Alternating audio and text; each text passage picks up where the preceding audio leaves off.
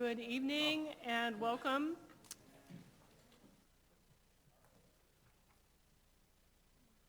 Actually, we're going to begin with the Pledge of Allegiance.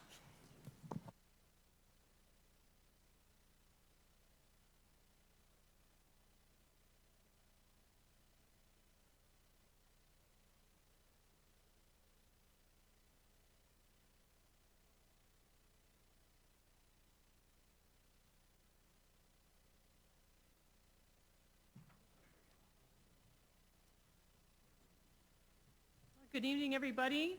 I've got a few housekeeping things here.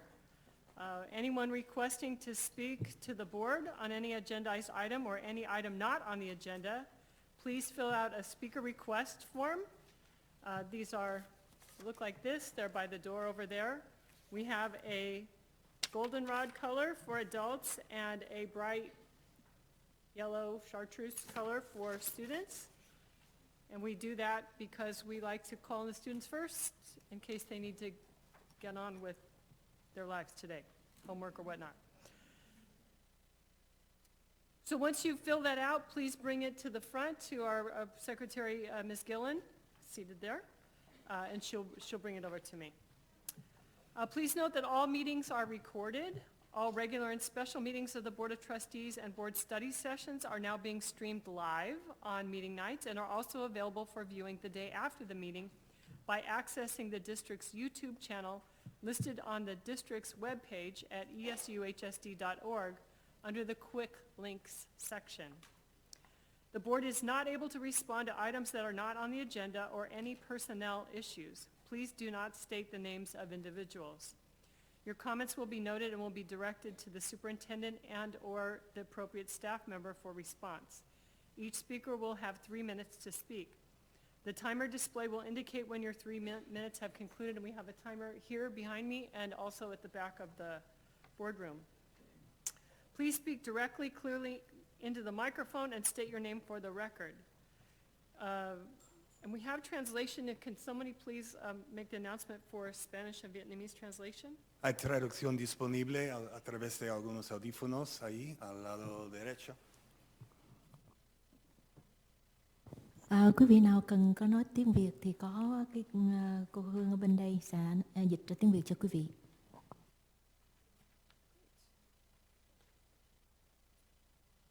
Okay, so let's move on to item 501. Is there anything that we need to remove from the agenda? I don't think so. Okay. All right, moving on to 6.0 is nothing. 7.0, I want to welcome and recognize the vice chair of our student governing board who is filling in for our chair, Nina Nguyen. So we have Sophie Hawkes, and she's has the floor under item 701. So.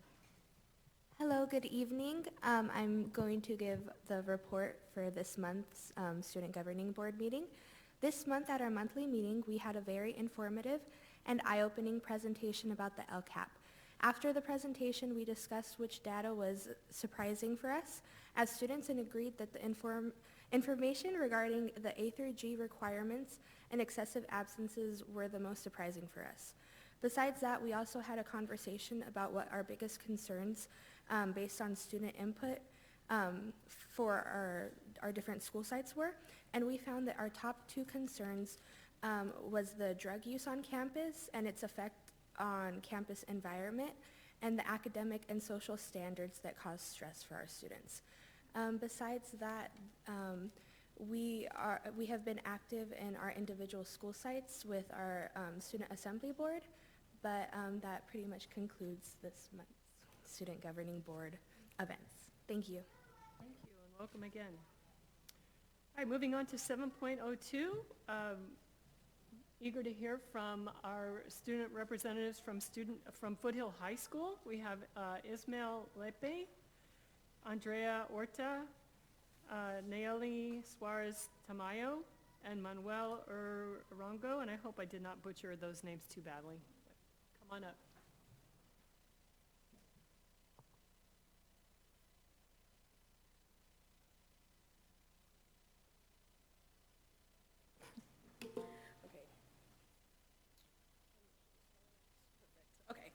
Good evening. How are you guys? Perfect. So my name is Andrea. I want to thank you for being here and allowing us to present to you. I'm a senior at Foothill along with the rest of my peers. My name is Ismael Lepe, and I just graduated this week. My name is Nayeli Suarez, and I'm a senior in Foothill High School. My name is Jessica Campos, and I'm also a senior at Foothill High School, and I'll be representing Manuel today. So today on our agenda, what we're speaking about, we will be talking about on why Foothill works for us personally, the possibilities and opportunities that we get on campus, and how school life is on a regular basis. Why Foothill works for us. When you come to Foothill, it's a brand new, fresh start for everyone. You are given a second chance to turn your life around and graduate on time. Foothill's main goal is to learn, earn, reflect, and succeed. Foothill worked for me because of the teachers and all the possibilities that Foothill offers. The staff is involved with all the students, and they want to see us achieve our goals. Now, Foothill does work differently for all of us personally. For me, at a comprehensive high school, I was falling behind in my classes and afraid to ask my teachers for help, thinking that I'd be judged for not gaining the knowledge as quick or keeping up on the curriculum. But at Foothill, my teachers do acknowledge that not everyone learns at grade level, not everyone learns the same way. And I'm very much so more comfortable asking for extra help after class or even staying later.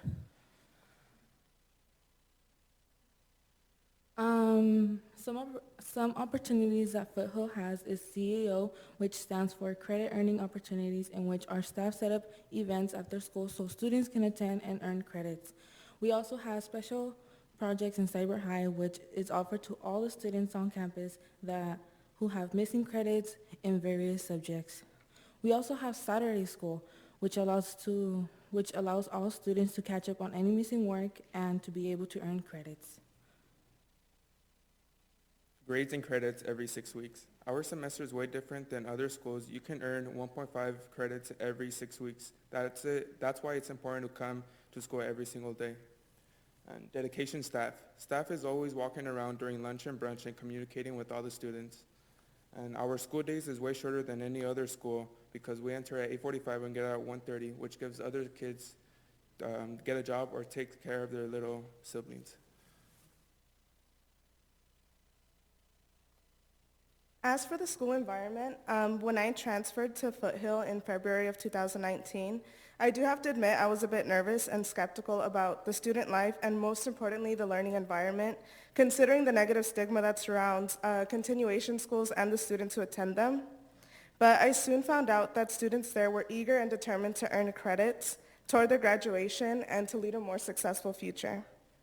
I also felt safe and welcome because of the environment that was created by both the staff and the students. And the students there also enjoy participating in the sports they love, all while earning credits toward their graduation and building connections with their teammates. Our new green area also serves as a hangout spot, adding to the social life at Foothill. Aside from having a welcoming and beautiful campus, Foothill has different agencies that come onto campus weekly to help students and to keep them on track, and they serve also as support groups and overall better the well-being of the students there. Our dedicated staff, as Ismael said, is usually seen around campus, walking around, talking to students, building connections with them, and I feel like it does overall help better the environment of the school, helping us further feel safe and happy to go to school. So recently, we had a college fair that our academic counselor set up. So we had the community colleges in our area come in. They talked about what they have to offer and why they could be a good choice for our post-secondary education. Aside from gaining knowledge about our community colleges in the Bay Area, we also were able to apply for FAFSA and other forms of financial aid because we know that in our community especially, it's difficult for our families to put our students and our peers through college without having to, give an arm and a leg for tuition. So we really appreciated that workshop and feel like we gained a lot of knowledge in that sense. Field trips are also another way students can earn credits by visiting places they wouldn't usually go to, like the Renaissance Fair. We also go to community colleges around the Bay Area and experience the college life. We would like to thank you once again for giving us your time and allowing us to present to you about Foothill. Thank you.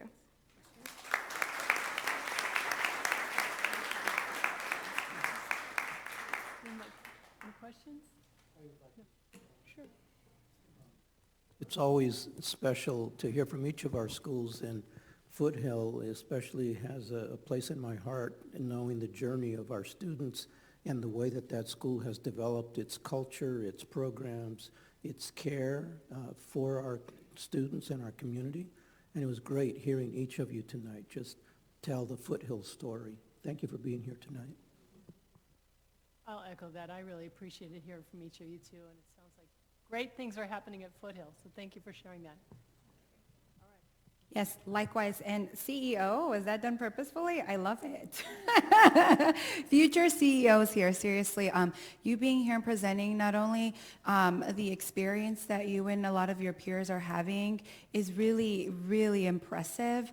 I'm looking at future leaders here, so want you to believe that. And we really hope to have you come back again to see how y'all continue to do and what colleges or what pathways you choose to pursue. Congratulations. Comment. Great presentation. I just want to clarify with Ms. Ramirez. And with all of you, Saturday school is just for you to make extra credit, not because of anything else. Okay. It's not because, as one of the consequences, whatever, you make, okay. Which is unique, which is than other schools. Congratulations.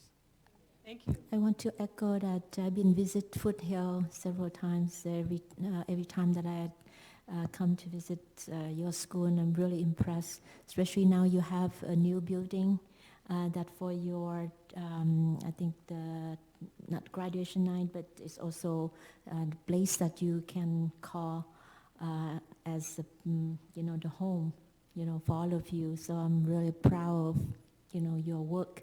So continue to do good work, and we look forward to hearing from all the success stories. Okay? Thank you.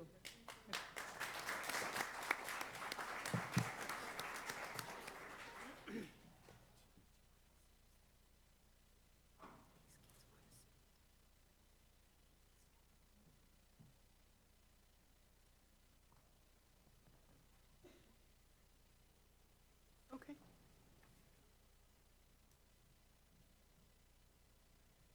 Okay, now we're moving on to 8.01. We have an opportunity to move items around on our agenda.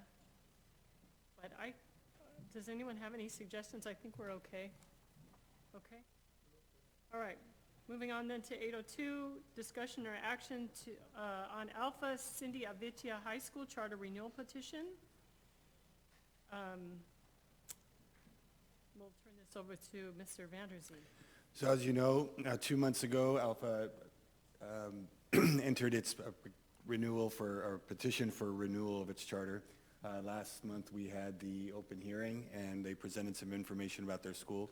Our staff has done the thorough review of the petition and is presenting to you tonight, along with the memo, a recommendation for the approval of that petition. I don't know, does that conclude the administration's comment? So Unless you have any questions about anything within the memo, no further presentation, we just need an 'cause we've action, had- right? No, last So- month they presented Right. during the public hearing. I would like to So move just looking approval. for a motion. Okay. Yeah. This, Move for item. approval. Okay, I think I just got 3 motions. I moved, and So- either So I have a motion by Herrera, a second by Chavez. All in favor? I, I just want to make a comment that I had a chance to visit Alpha about 2 months ago. Got most of my questions answered, and some of the concern that was also addressed. It was a helpful visit, and I appreciate the staff that was making available to the students as well. Oh, my apologies, John. I just realized, so I'll call on you if you'd like to come up and say a couple words. Yes. My name is John Glover. I'm the CEO of Alpha and the lead petitioner for Alpha Syndia Vitia. I just want to say thank you to you, President Cortese and board, and to Superintendent Funk and his staff for all the work that you've done on the review of the petition, for your support of our continued operation, and for your continued partnership. We look forward to another 5 years of serving the students that are our students together. Thank you. Thank you. I'd also like to call on, okay, all right. Late breaking news. All right. So we're done with that. Thank you very much. Congratulations, Alpha. And again, I also got a tour and really very much enjoyed appreciating, seeing your school and meeting your staff and students. So, great. All right, moving on to 803. This is an update, discussion, or action regarding the third reading and adoption of proposed amendments.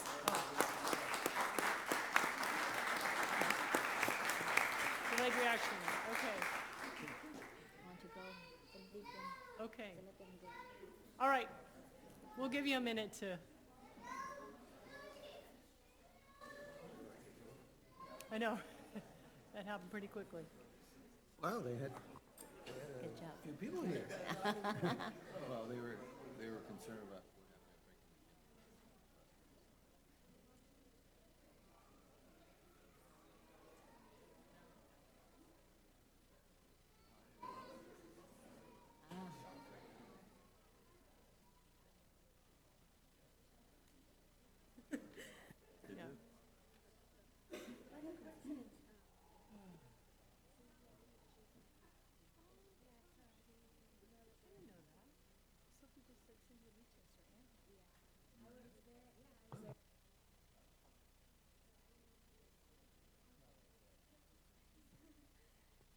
All right, now, let's move on to 803, update, discussion, and or action regarding third reading and adoption of proposed amendments to board policies 5121, grades, evaluation, and student achievement, 5124, communication with parents, guardians, and 6154, homework makeup, work, and proposed deletion of board policy 6155.1, grades, evaluation of student achievement. If you recall, we've actually had 2 study sessions involving all of our stakeholders to review these policies in depth, and left the final meeting with a pretty good consensus. So I think tonight I'm just looking for a motion unless there's any further comments anybody wants to make. I'm going to move, but I think I'll cede to my colleague on the far end who looks like she's going to move. I am going to move. I move for approval. I'll second that. I have a motion by Chavez, a second by Herrera. All in favor? Aye. Okay, those pass. All right, moving on to 804, discussion or action to conditionally approve Charter School Facilities Program Memorandum of Understanding by and among the Foundation for Hispanic Education on behalf of Luis Valdez Leadership Academy and Eastside Union High School District and the State of California, State Allocation Board, and the California School Finance Authority. I think maybe just a quick reminder of what this is, Mr. Superintendent. Yeah, so last year, the board passed a resolution allowing for Luis Valdez to submit to the state charter board bond association to apply for funds to construct a building. And this step is one step of many that we've brought back to the board.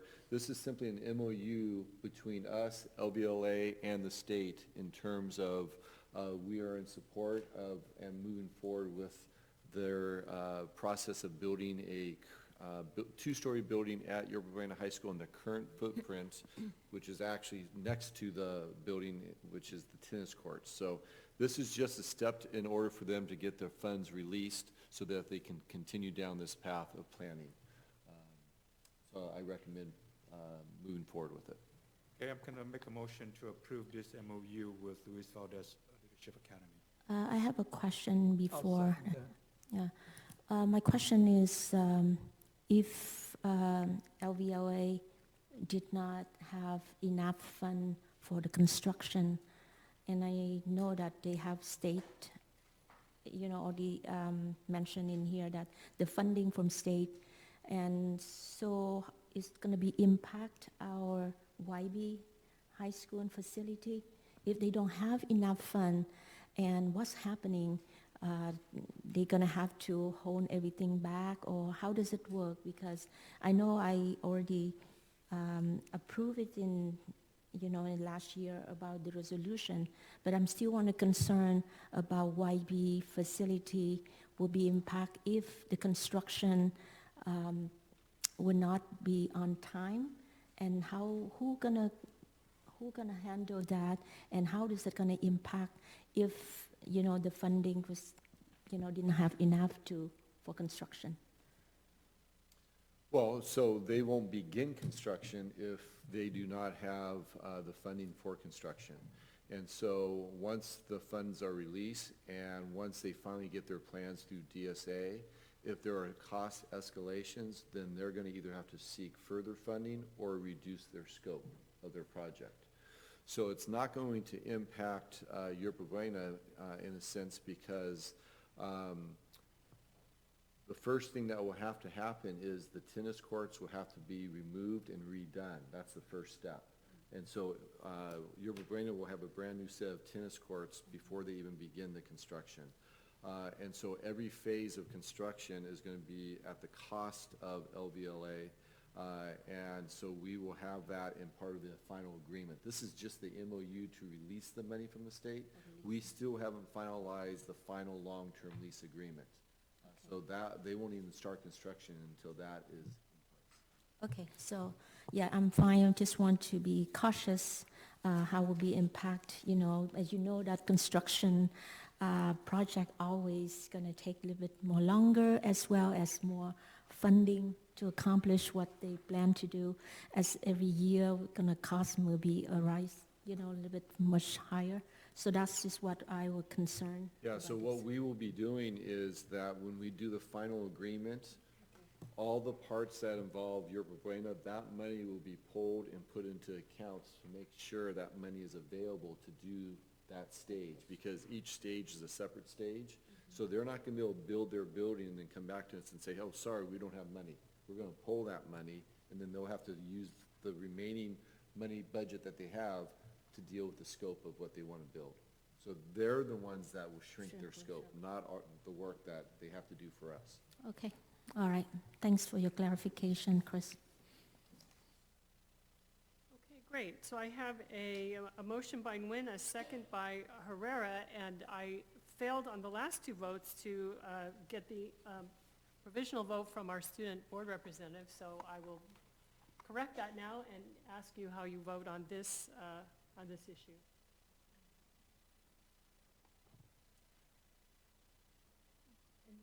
I vote in support of it.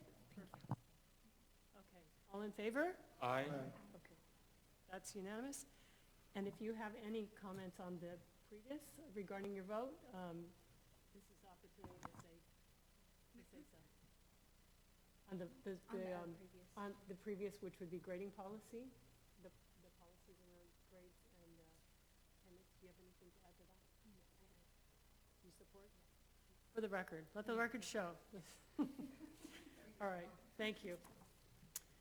All right, 8:05, presentation or discussion regarding LCAP goals and strategic plan key performance measure data points. We'll turn it over to Associate Superintendent of Educational Services, Mr. Vanderzee. So last month we looked at data as it results to adults responsive to student behaviors, and right now we're going to be spending some time looking at the data that makes up the 5 goals of our LCAP. And we do this to make sure that we keep our eye on the ball of the outcomes we wish to see, where we're growing, where we need to focus attention, so that as we go into planning phases and working at school sites and making decisions, that we really look to provide supports for the students for whom we'd like to see different outcomes. And so the report is very thorough. What you're getting tonight is a synopsis of that, but there are some unique data points that Kirsten will walk us through, cohort versus non-cohort. One of the only districts in the state to really analyze that way, sort of be able to respond different to different groups within our community. And you're also going to see a new report called a test report, which has a way of looking at our students' progress over 4 years and will allow us conversations in the future to move forward in decision making.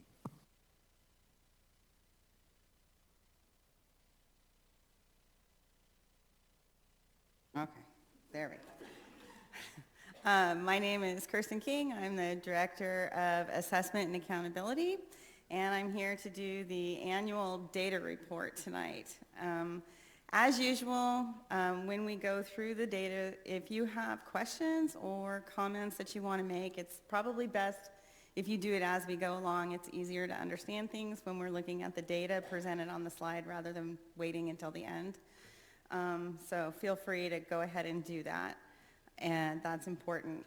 So tonight, as Glenn said, we are going to look at our key performance measures and our LCAP goals. And some of the data you're going to see tonight, most of it is high-level data, some of it is public, and the public data is not new data. You saw the public data last year. The new data has not been released yet. It'll be released come December, mid-December sometime when they release the dashboard metrics. So it's still in the presentation to remind us what our public data looks like compared to our new local metrics, which do deal with the class of 2019, and they're more timely metrics, which are one of the reasons why we created those metrics. So, our LCAP goals focus on college and career readiness, graduation, English language learner proficiencies, decreased suspension, and chronic absentee.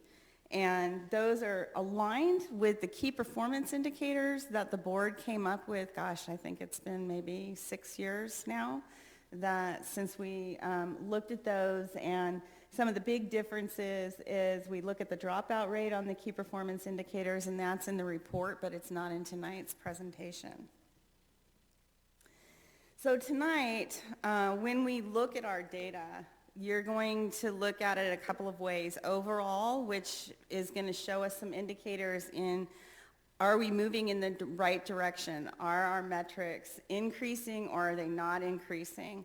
And then when we look at it, we're also going to look at it by different subgroups of students. And at that point, it's important for us to start asking the questions whether or not we are responding to the needs of all of our populations within our students.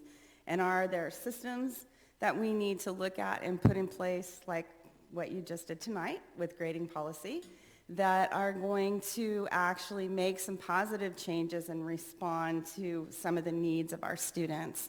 We'll really look at some good examples of that when we look at the non-local cohort data tonight.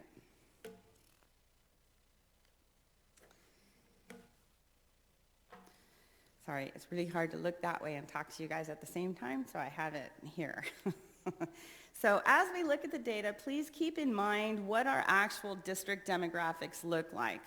And I want to clue us into this because small populations have what I call volatile data over time. So big shifts in year to year, not unusual for a small population, for example, might see a 20% change in their graduation rate, and that equates to maybe 5 students. So it's important to keep in mind who our large populations are and the focus area populations that we're looking at. And those are listed there for us: African American, Hispanic, Asian, our socioeconomically disadvantaged students, our students with disabilities, our English language learners, and then foster youth are one of our focus areas. They're a small group, so we're going to see possible fluctuations in their metrics. Why are they? Yes? Why are they focus groups? Is it because I thought? Okay, focus group meaning when we look at the data, key in on those versus, for example, keying in on, American Indian Native Alaskan students represent 52 students versus Hispanic students are 9,921. So it's large groups that we're honing in on with the exception of foster youth. Yes. And foster youth are a target, they're part of our LCAP fragile groups that we're looking at. Cool. That's helpful. Thanks. I have a question. Yes. What's the criteria for socioeconomically disadvantaged to be in that Good group? question. So to be classified as socioeconomically disadvantaged, a student needs to qualify for free and reduced lunch and/or the educational level of their most educated parent is not a high school graduate. What qualifies them for free and reduced lunch? Those are the federal financial guidelines, which I don't know by heart, but probably Julie doesn't even know them by heart right now, but it's based on family size. Yeah, I know it's income levels, but I don't know where that threshold is when we have over half of our population in that category, you know. So half of our population is either in that category or their most educated parent is not a high school graduate. So we have some students that qualify for free and reduced lunch and not a high school graduate as their most educated parent, but we have other students who don't qualify for free and reduced lunch, but their most educated parent is not a high school graduate. But anyway, we're close to that. Okay. So this is public, and this is our public A to G. This is from the class of 2018, so it's over a year old at this point, and the new data is going to be coming out. But right now, the percentage of our graduates completing the courses needed for CSU UC college entrance are 50.7%, and that's an increase. And we've been seeing a steady increase of this rate over time since the full implementation of the board default curriculum in grades, or placement of students in grades 9 and 10 being A to G. And we've aligned all of our courses. Our students are enrolled in A to G classes with the exception of ELD 1 and 2 and special day classes. So yeah, a question.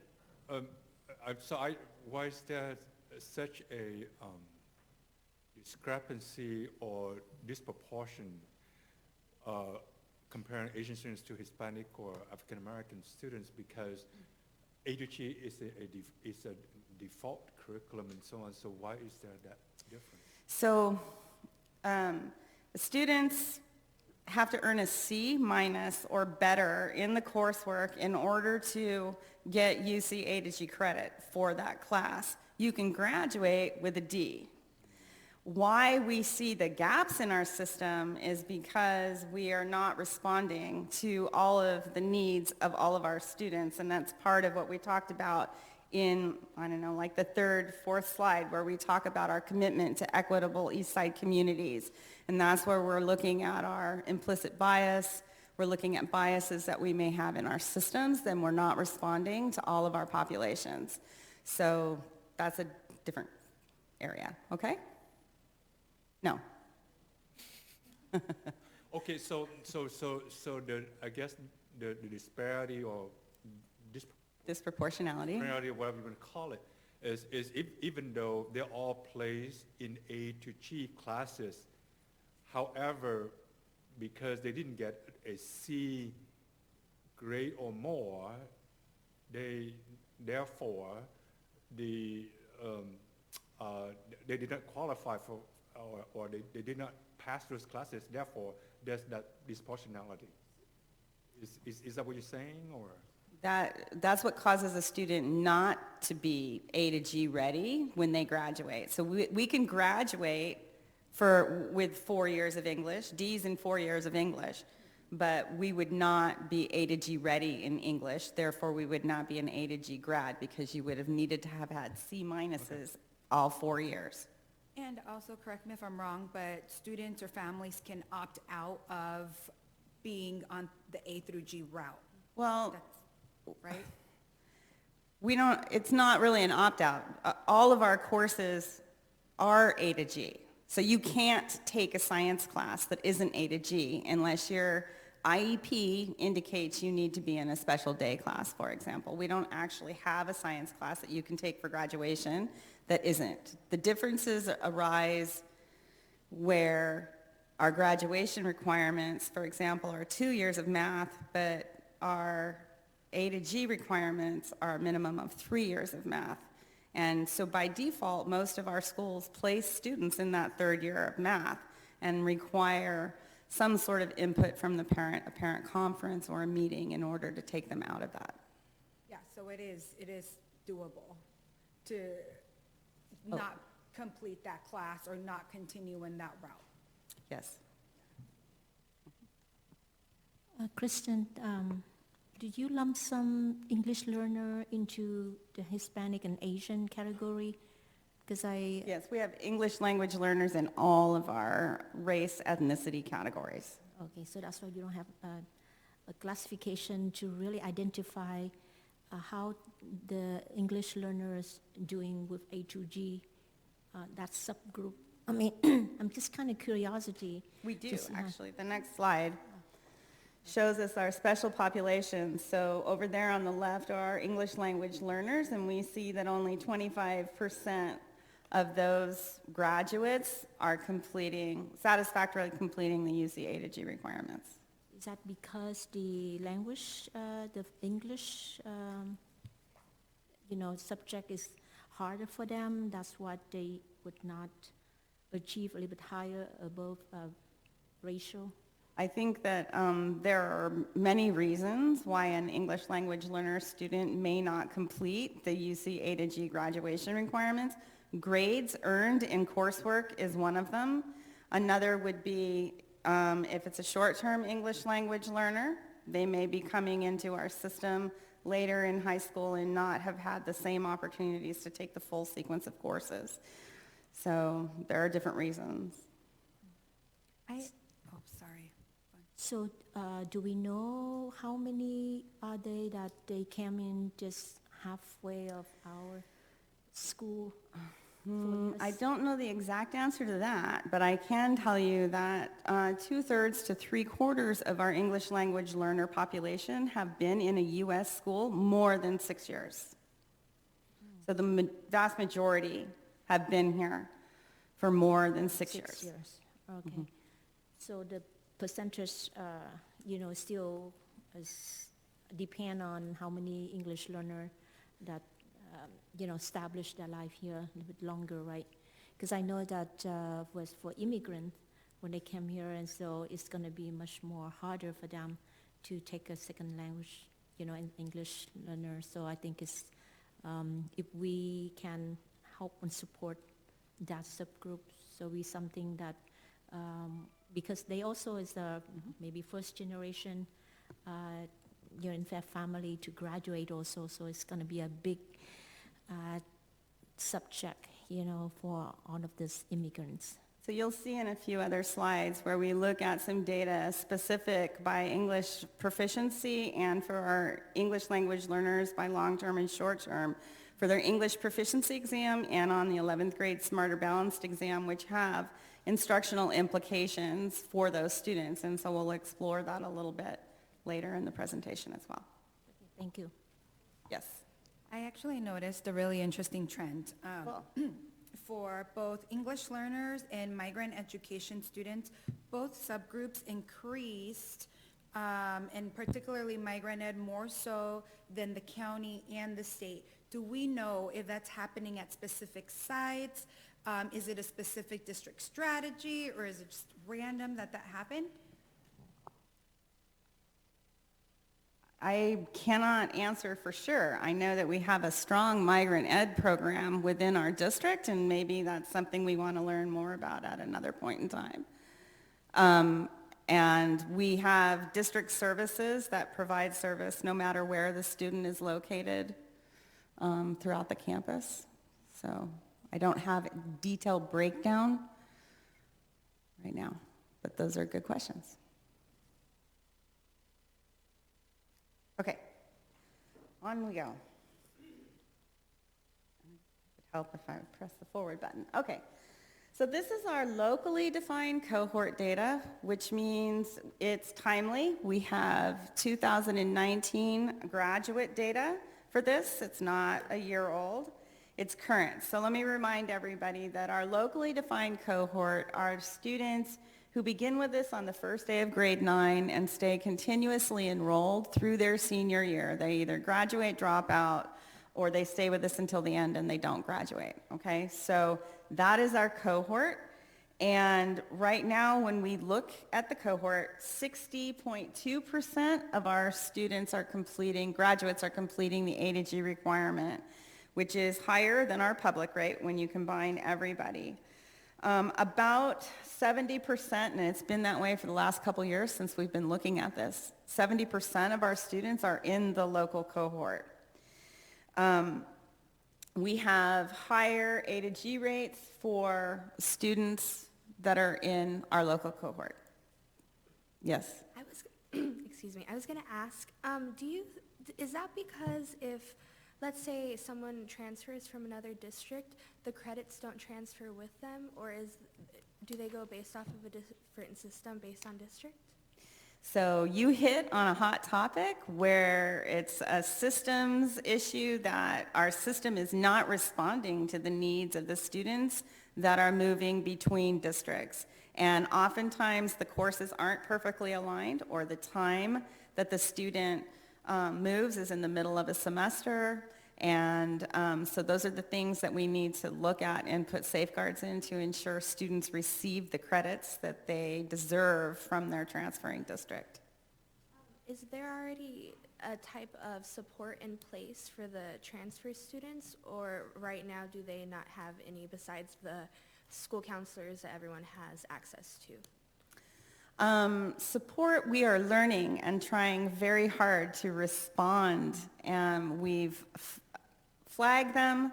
Now most schools have a process when a student enrolls after the beginning of school, and where they get their transcripts evaluated, they get courses, they meet different key people on the campus, whether or not we have a specific academic support person, like we have academic language support person on a campus, or a parent community involvement specialist. We don't have somebody right now that specializes in the students that transfer in.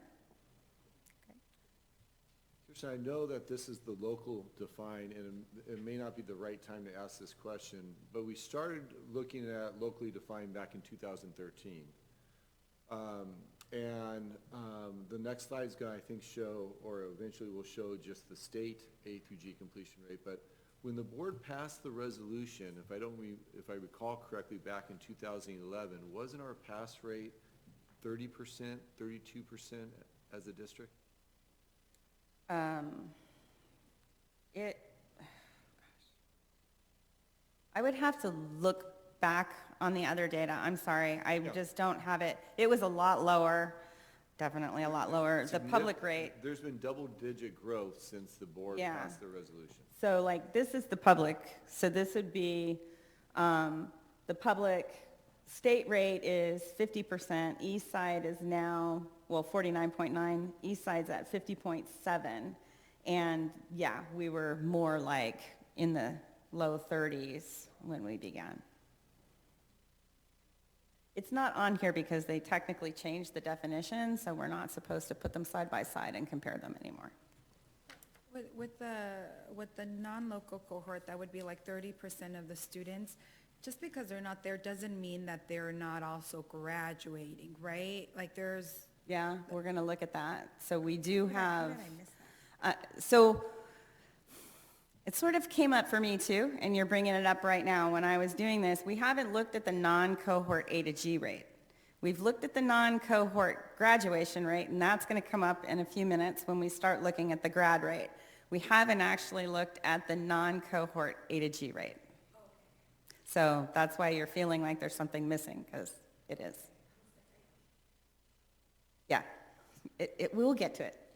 Okay, so this is, again, our local defined cohort for our A to G completion rate for our special populations. And we do see that we have higher rates for those populations, but we see a large differential with our English language learners and our students with disabilities, even in our local cohort for A to G.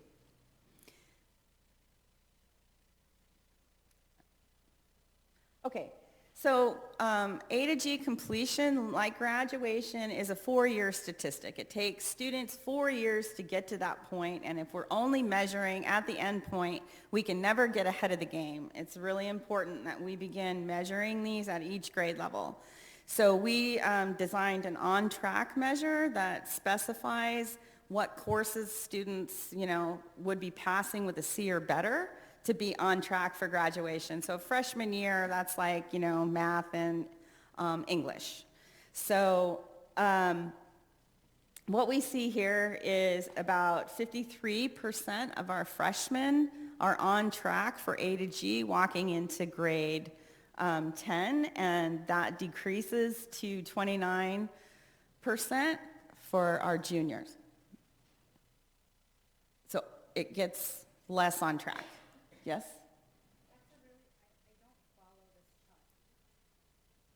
It's a busy chart. Yeah, I need your help. Okay.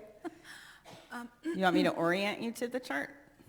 I'm sorry? I can do that. So if you look over here, these are Okay. the last 4 years of on-track status for all students in grade 9. So in 15-16, it was 52.7. Okay, And then each year, and then it ends up with 53% there for that class. for last year. Okay, And then this is the 4 years for grade 10, and this is the 4 years for grade 11. The circle is just the current on-track status. And then going down, we have those same rates for all of our special populations. okay, so if I'm reading this correctly, like the class of 20, wait, no, I'm not. I'm sorry. Because I was like 2018-19, it's 2019-20, like, I don't understand. So these guys right here were 11th graders last year, are now our current seniors. So when they began their senior year, 29% of them were on track for completing A to G. And they started at 53, that's the same group. This group would be that group. Or was it that group? That group. So why is that? Why the on-track level decreases as they move up? Well, it's course passage with a C or better is the major reason, and one or two slides, we're going to look at this new stuff we found this year from TESS, which is transcript evaluation services that are going to start to give us a lot more information about this as we move forward planning. So are you okay with this chart? It's a busy chart. The whole takeaway from this is when we measure, first off, our kids start out, half of them are on track, and that decreases as their grade level increases. Meaning we do a lot of intervention and repeating of coursework in summer school and cyber high and all of that starting in grade 11 to get these students back on track. Yes. And it could be 1D in one semester of English.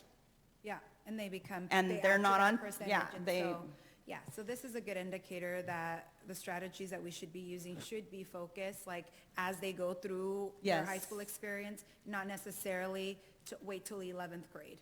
Absolutely agree. Yeah. Totally Which agree. I think is one We of the got reasons. a lot of nods going here, yeah. Which I think is one of the reasons why we have the 9th grade pilot, for example. So, Which is why it's also important to look at a strategy that starts at the semester and not wait till the student fails both semesters and then has to do something in the summertime.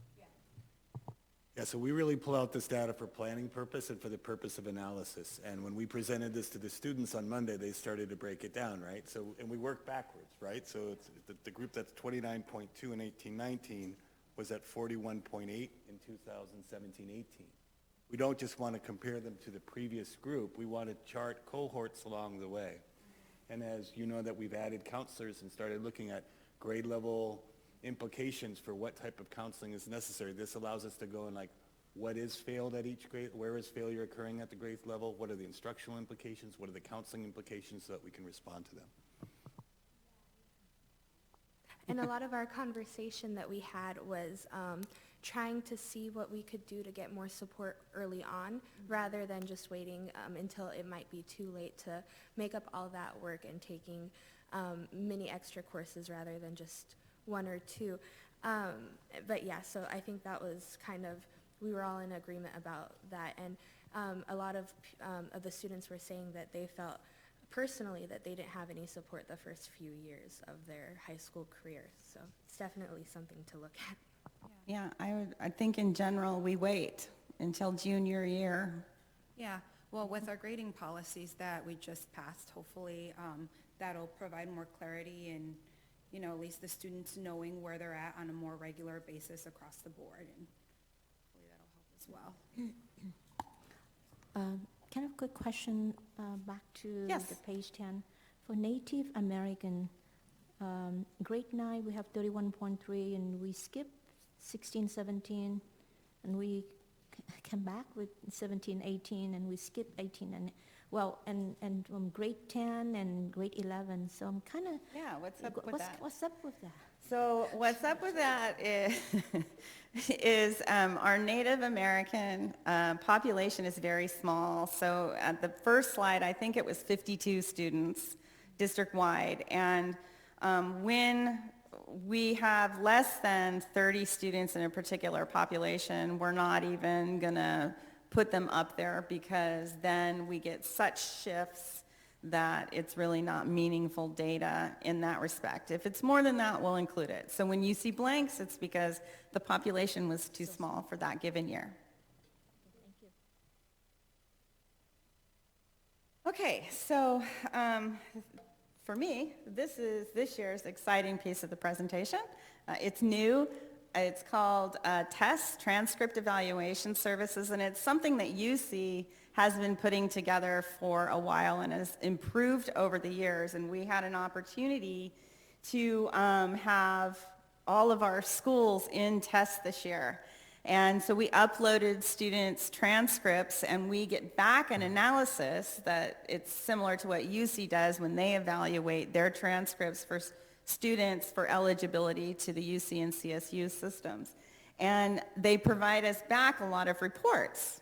They provide back what percent of your students qualified, where your course is unaligned, where are what subject areas are causing the most trouble for your students, and we have some breakdowns. And then they give individual reports. They're available for students as well, so that counselors can see exactly what courses the students need to take. So on this particular report, this is for the 12th graders from last year. And blue are the students that qualified for CSU. So 42% of our students qualified with the course requirements for CSU. The gray area is kind of cool. That's 19% that almost made it. So 1 or 2 grades they missed. And it's cool in that it shows us we have 19% of our students that are potentially very close to getting UC qualified. Not cool that we have 19%. Okay, let me clarify that. And then 39% that did not qualify, and they were farther away. So this chart down here shows us by subject area.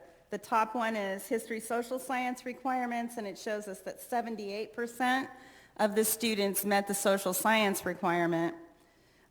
English, only 53% met the English requirement. Math was 60, science was 68, and this is world languages, which is 71, visual and performing arts, 82, and then the college prep elective, which is 89. So let's talk about English. English is the winner in being the category that were the lowest, where students were satisfying the English requirements. English is the only requirement that students have to take for 4 years and get a C or better. They have no slack room in their scheduling to repeat that course. Math, they need 3 years. That means they have a year to repeat a course if they have to. And so it's important for us to be able to put in structures in place for students to be able to recover English credits early on in grade 9, for example. And we don't have a lot of those opportunities available. We have a tendency to focus on acceleration. And so this points us in some system interventions that we need to be able to move forward in providing for our students in completing A to G. What's the name of this again? Tests, transcript evaluation services, it's through UC. And we just started using this. I think we've had a couple of schools that have always been involved with it, but this year, DCAC, and I can't remember, it's the Berkeley College Advisor program that we have on our campuses, paid for those schools to get these services, and then we purchased for the other schools that weren't part of DCAC. It was like maybe 4 schools, 5 schools. Okay, so now we're using this as a district to do data analysis. and- We're gonna hopefully, yes, that's the plan. So we just starting, but Got it. for example, there's a whole course alignment where it shows the misalignment of students coming from other districts and what kind of credit those courses are getting. Yeah. And some of it has to do with how we're posting things on transcripts. Those are all system Yeah, structures that we need to adjust so that we can respond yeah. to these situations in a positive way. I have questions, but it's not fair to ask those questions if we just started this, so. We just started, so you could ask, but I might not have the answer. We can take it offline and continue Okay. the conversation, but this is really exciting to be able to pinpoint and compare where are we, why, what schools, what subgroups, what strategies are aligned with all of this, so it's really exciting stuff. So, quick question. Yes. For those students that had D in English and a 9th grader, and you mentioned that they cannot take any other class because they have to take 4 years English, right? So if they fail at 9 or 10 or 11 grade or 12 senior when that's done, but the 9 and 10 and 11 grade, could we offer anything to support them to retake it? So we do. We allow them to retake the course, and we have a course called Genres that's A to G, English credit, that students take concurrently with their regular grade level English course. So they're doubling up. They take 2 English classes at the same time, and that course becomes available in grade 11 for students to take. So, and then we do offer credit recovery through our Cyber High programs. So, But we do need to increase them and make them available earlier in grade 9. Like Chris was saying, don't let students dig that hole. Catch them during first semester. Don't let them get the D or the Fs in both semesters before we intervene in that respect. Or better yet, let's catch them before it even gets to the semester with the F and D. But right. So hopefully that the percentage of students that meet English course probably have to be increased because that's the key, the foundation, as well as, math, is important. But I think those 2 subjects are very, very important.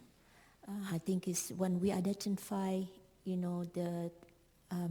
the requirement as well as the progress. But I think we need to take a little bit more time to have some strategy, to support them so we can see the improvement on that subject as English and math. they are foundational courses. Okay. So now we're going to move into another area of college and career readiness. This is the Smarter Balanced exams, and I think we're on like year 5 of giving the Smarter Balanced exams. And in the grade 11 exam, measures college and career readiness for students and is part of the early assessment program, which can be used students who score meeting standards or exceeding standards are conditionally ready or ready for college. And if they're exceeding standards in grade 11, that means they go directly into credit-bearing coursework. In the CSU, UC systems, and many of the junior colleges, they can go directly into college credit level courses with no support. If they don't hit that marker, then they have various supports that the students enroll in simultaneously. So the takeaway from this slide is that we had 62% of our 11th graders are conditionally ready or ready for college in ELA, and 42% are in math. East side is red, California is purple, and the county is green, so east side's right smack in the middle. So do we have some courses that the student take it in high school but will have the credit into college, right? So that's what you mean by that 62 No, or? yeah, that would be like concurrently enrolled courses, dual credit courses. We do have those. But this is a state exam. So years ago, it used to be the STAR exam that we took. So this is the new exam. Students take it in grades 3 through 8, then again in grade 11. And it's based on the California Common Core state standards. And at the grade 11, it's the marker for exiting students college and career ready. So, but to that point, no matter what English class or math class the student is enrolled in, they take the same class, okay? Yes? I just had a thought. So essentially, whoever doesn't meet or exceed the standard has to take a remedial course in college for that subject area. Well, for the most part, and Teresa can correct me if I'm wrong, but I don't believe they have the remedial method anymore. So now it's you go into credit-bearing course, but you also either take it for a longer period, so if it's a semester course, that school might offer it over a year, or they have to take a support class with it.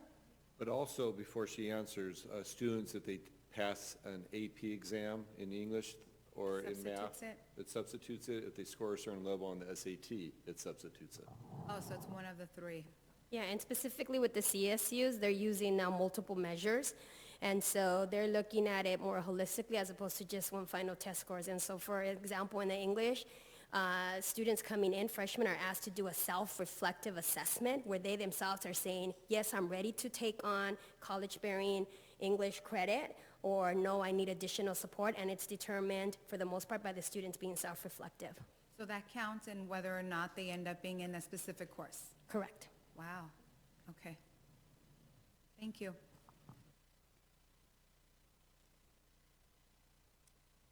So this is the Smarter Balanced results disaggregated by student subgroup, and we see that we are increasing in our scores in both math and English, but we see the same disproportionalities in our outcomes that we see in our other metrics. Our Asian students are scoring higher, a percentage of them are scoring higher than our African American and our Hispanic students. And this is for our special populations, English language learners, socioeconomically disadvantaged, and our students with disabilities. And we see a greater differential. So the red is the district average is 42% versus students with disabilities, which we're down to 6% there. So that's a large differential and discrepancy in those exit outcomes for those students. Least restrictive environment. So if, for example, students in special ed with IEPs may take classes that are special day classes, or they may be placed in general ed classes. And we need to be moving more of our students with disabilities into the least restrictive environment, which is in our general ed classes. And if you're not receiving the grade level curriculum, you're not going to do well on these assessments. You're not going to exit with the same college and career readiness as other students, and so they need to be there.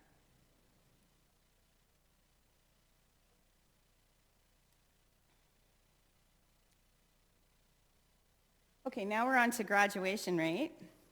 By the way, we have the most metrics for college and career readiness, so it takes the longest to get through. Which I really love and appreciate, by the way. Thank you. Good.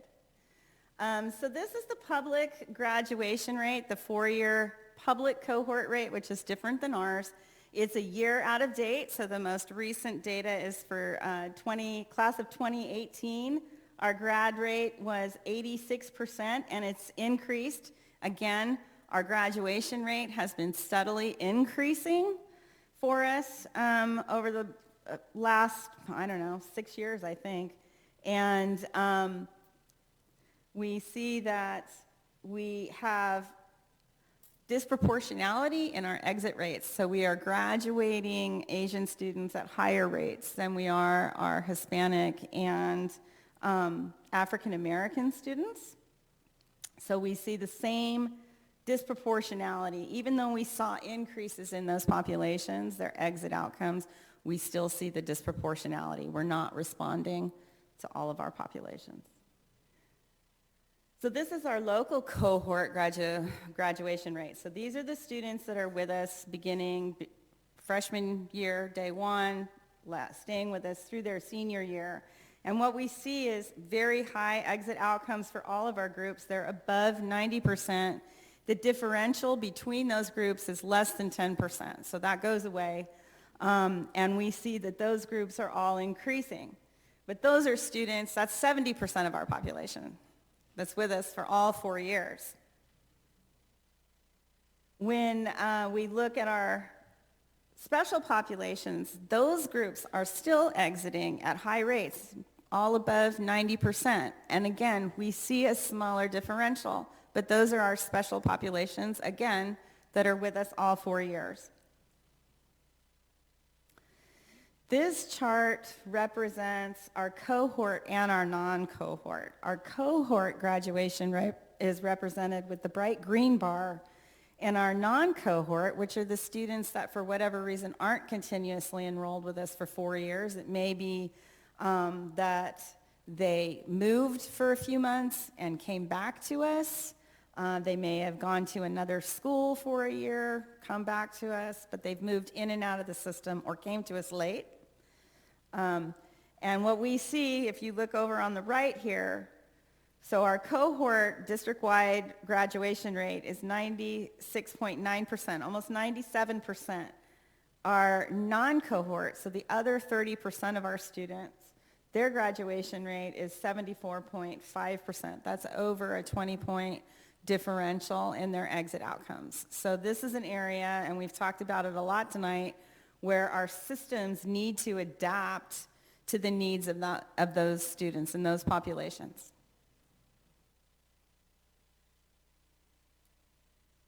So because graduation, here's another one of the same kind of chart that we looked at in purple for on track A to G. This is on track for graduation. This simply looks at whether or not students are earning 60 credits each year. They take 6 classes. You should be earning 60 credits in all of your classes each year, having those 60 credits by the time they walk into the next grade level, or are they already at a deficit? And what we see, so these are all grade 9 over the last 4 years. It's been pretty consistently around 70% of our students walk into the next grade level on track for graduation. These are our 10th graders that decreased to 63% walking into grade 11 with 120 credits, and then into grade 12, 59% are walking in with 180. We do have slack because that would be 240 credits and our graduation rate is 220, but the easy road through high school is to earn 60 credits every year going through high school. That's easy. Otherwise, you have to make up credit, repeat coursework, it's harder. It's a lot harder. So we want all of our students to earn those 60 credits every year. And we see that this 70% is an average. That is not the case for all of our populations. And now we look at foster youth and our homeless youth. They're at 30% in grade 9, 28% for homeless. And again, these are going to be students that have the issues of mobility because the system moves these students around. Questions? We're tired. Okay, so now we're going to move on to English language proficiency. This is year 2 of the new LPAC exam, and that's replaced the SALT for English language proficiency. And this graph just gives us an overall picture of how our students performed. And the takeaways from this is that 28% of our English language learners have well-developed oral language. 6% have well-developed written language. And in a minute, we're going to look at this disaggregated by sub-category as well as long-term and short-term. And so remember that 2/3 of our English language learners, when we look at this, 2/3 of these students have been in a U.S. school more than 6 years. So these are not just ELD students that we're looking at. These are students in core courses. So these break down the data by category. So the top graph is speaking, the speaking domain specifically. The bottom one is the reading domain. What we see here under speaking is that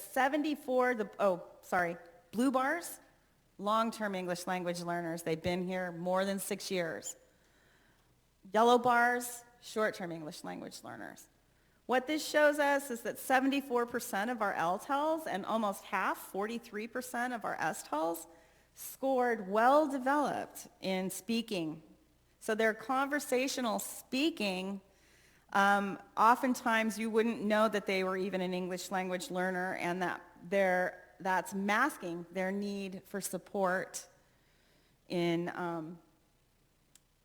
academic areas, period, in their classes.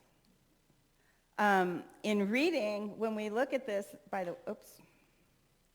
that should say 12, not 16, that's a typo. We see down here that 12% of our LTELs have well-developed reading skills, and only 9% of our short-term English language learners. So if you think about it, in high school, we read academic texts all the time. We get asked to read chapter 2 for homework or whatever, and we're expected to learn from that. So if our reading skills, only 12% have well developed, that means they're going to struggle gaining that academic knowledge without close reading strategy support by in their instructional environment. Okay, so they need that academic support. So now this is the SBAC claim 1, which also talks about reading. Can you closely and analytically read your text? And what we see, this broken down by English language learners, is that 0% of our students scored above standard who are ELs. Only 34% of our English-only students. And our English-only students are the orange bar. So what this is showing us is that the majority of our students need academic support in reading. We need close reading strategies in all of our content areas, not just our English language learners.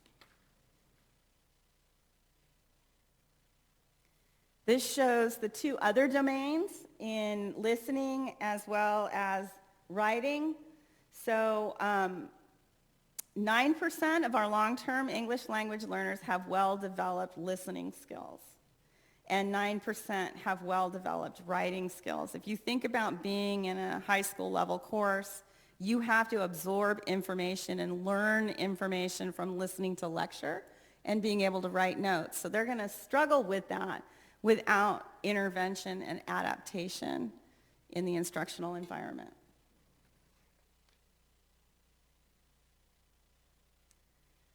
SBAC, the Smarter Balanced State Assessment in Claim 2 also talks about well-grounded writing. Students can produce effective and well-grounded writing for a range of purposes and audiences. So when we look at this, we see that 2% of our English language learners scored above standard there, and 40% of our English language learners. So everybody needs support in academic writing across the content areas.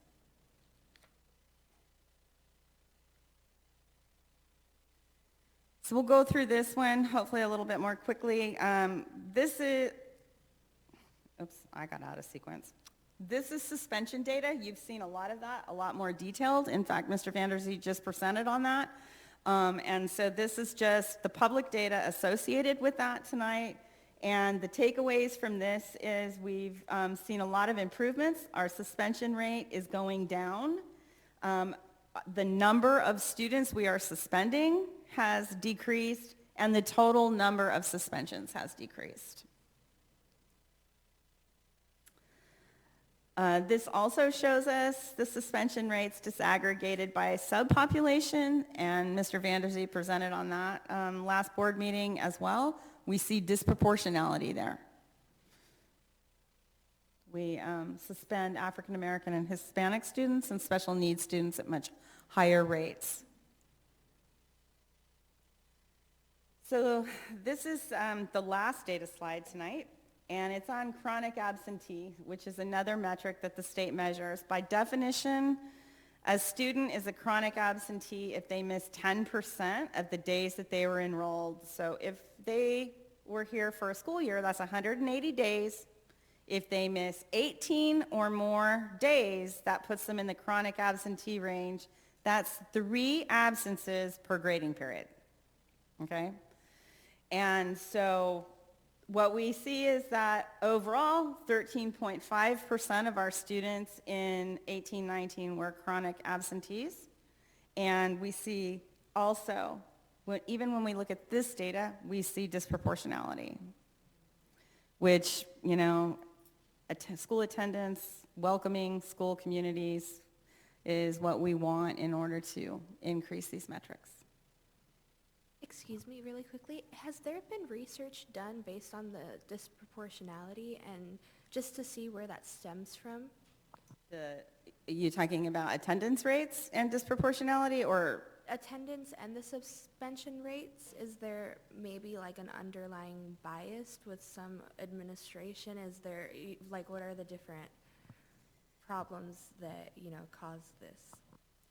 I can briefly answer, and you might want to, just answer, Mr. Vanderzee? Well, quite simply, our data does show that when you look at ethnicity, you do see different rates for suspension. And there's rates between schools and rates between groups. And so last year, the district decided to name that and to look at bias. And so all our staff went through that training.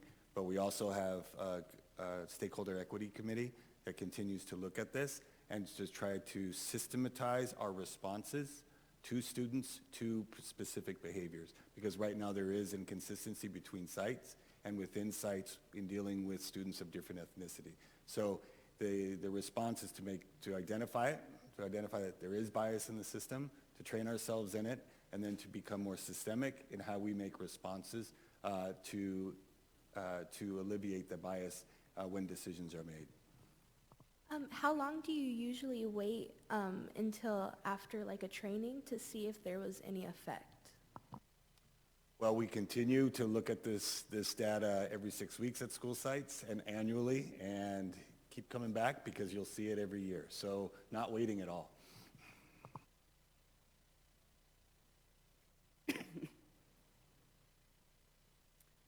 Okay, so in general tonight, we've seen some positive things. We see that in general, we have increased graduation rates, increased A to G rates. We have increased local cohort rates for both of those metrics.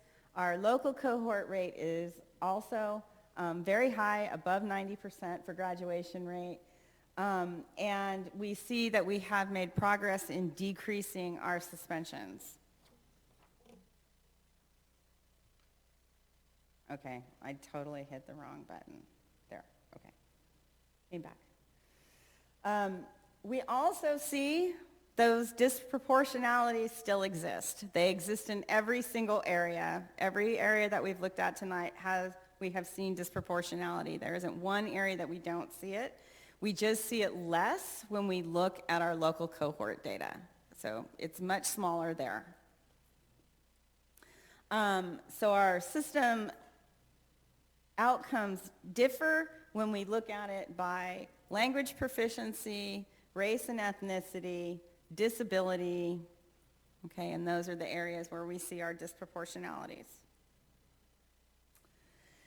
So what does it mean? We've talked a lot about looking at different policies. You've looked and acted on a policy tonight. That's a system policy designed to help student outcomes.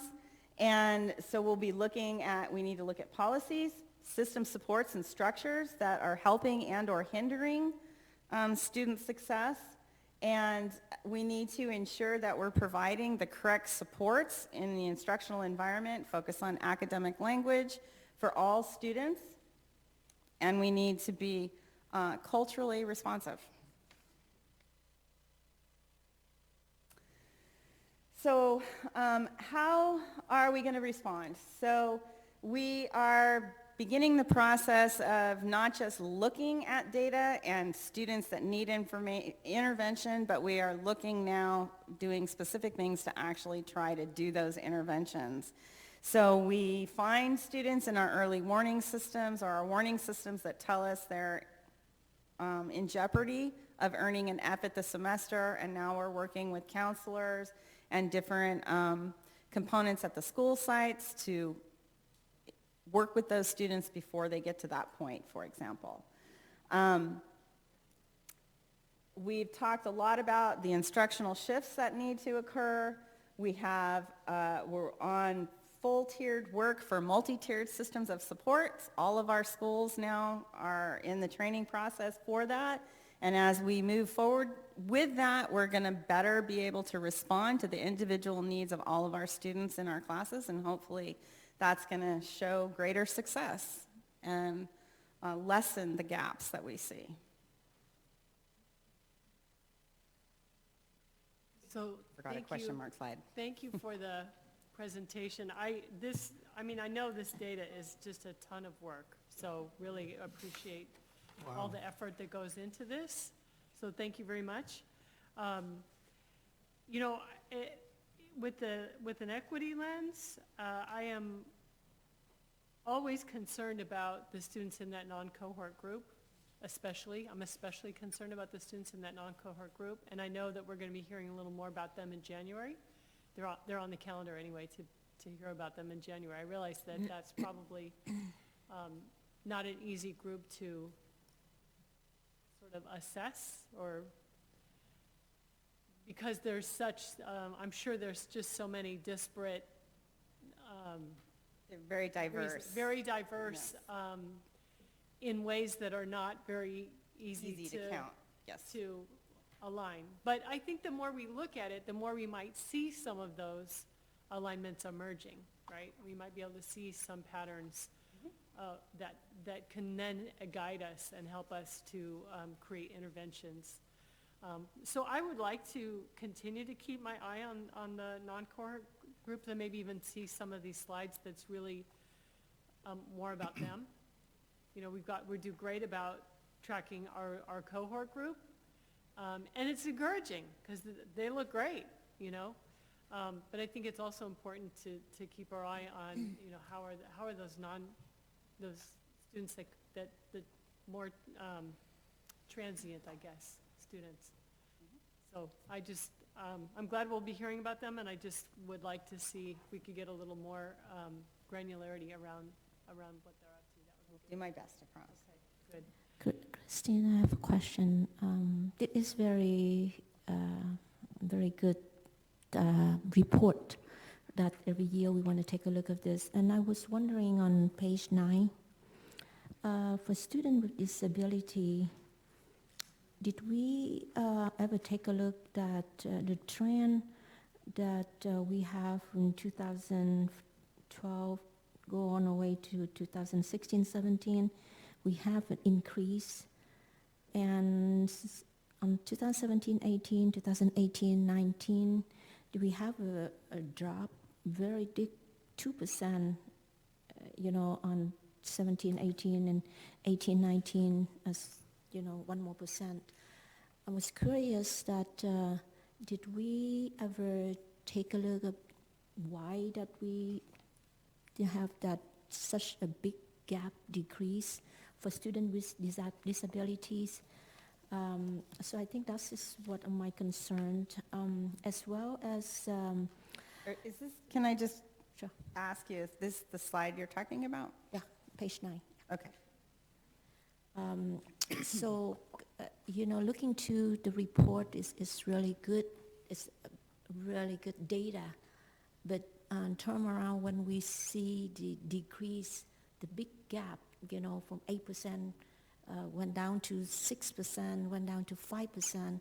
It's really question in my mind that what have we done? Did we go back and analyze why do we drop that much percentage for this category, as well as like English learners? I mean, I'm looking in here that's really very good information, good data, but when I saw the drop percentage, it's really make me worry. And I know that for the English learners or first generation graduations, and I know that we have several programs like AVID program. It's very, very crucial and very helpful for the student as English learners, as well as any other long-term English learner or whatever that we have subgroup. So I think it's I like to see a little bit more program to support, as well as see the progress. How can we accommodate it for those students, as well as the program is sufficient to support them. And every year when we see the increase, we really were happy about it. But for those percentage, the student that decrease it make me a little bit worried about it. So how can we support them? Well, I think everybody in this room probably agrees with everything you just said. So I think we are definitely, we have Sharon, our new director, who is committed to increasing LRE, the percentage of our students in core academic coursework in gen ed, and providing the supports necessary for those students to be successful in those environments. So I think you're going to be seeing a lot more of that. So I think we agree. Appreciate that. Thank you.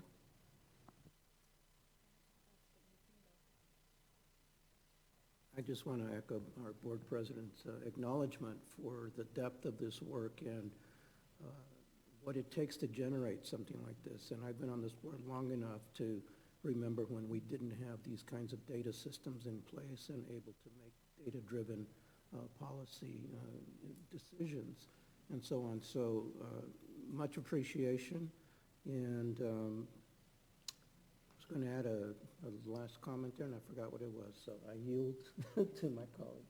Great. Echo the same thing. I mean, I just love to see the data. I appreciate it so much. Give me all the cuts. So want to recognize that first and foremost. Second, all of this and, through all the conversations that we've had on a regular basis, regarding student achievement really has shown all the different things that we as a district are doing. And something that has been top of mind for me is how to put it all together and really hone in and focus and make sure that our different metrics are combined in a sense. So a clear example is, for example, our KPMs that are part of our strategic plan, combining them with LCAP because they overlap, maybe not perfectly, but if we were to have some sort of visual that said goal 1 aligned with KPM 1 or whatever, right? align those two big things, because I would say those are mainly the two biggest goals of the district, then, I mean, because some of the KPMs, they are significant. We have significant goals towards them, but it's like the goal is going to happen when? That is the question that I have, because where we're at, there's a lot of growth. I hear, like, for example, Patty, you said we're doing pretty good in our local cohort. I would argue that, for example, Latinos, who are the majority in our district, in our local cohort, are doing really badly, right? And so that's a group that really stands out to me. And so when we look at all of these, goals, regardless of the subgroups that we're looking at, we combine them. We look at all the strategies that we're doing, because we also don't want to keep on adding strategies just because we see data that is like popping out to us. That's not what we want it to be, right? So really interrogating what strategies do we have under each goal, having clear sub-goals, targets by like half a year, every year. How can I visualize when it is that we're going to get to our end goal? Like, I want to be able to speak to that. I want us to have clarity around there's all these needs across the board, but if we're going to have a clear win, we could all speak to that clear win across the board with things that we've said that we're going to commit to. And before we commit to more, we're clear on why, right? So that's something that I would like to see. And so as we continue these monthly conversations about and presentations about students and data, maybe we can start with presenting that high-level chart of what are all of our goals combined in buckets, what are the strategies, what are the sub-goals, and all of that, just in a very clear way. And start talking about them like individually by session. So if we say, okay, this is bucket 1, in December, we're going to start with bucket 1. So we know by January, we're expected to talk about bucket 2. And this is what bucket 2 is, right? And eventually we get into a rhythm, a cycle, where it's not just presenting what we're focusing on, but we start tracking data based on those specific targets that we've set.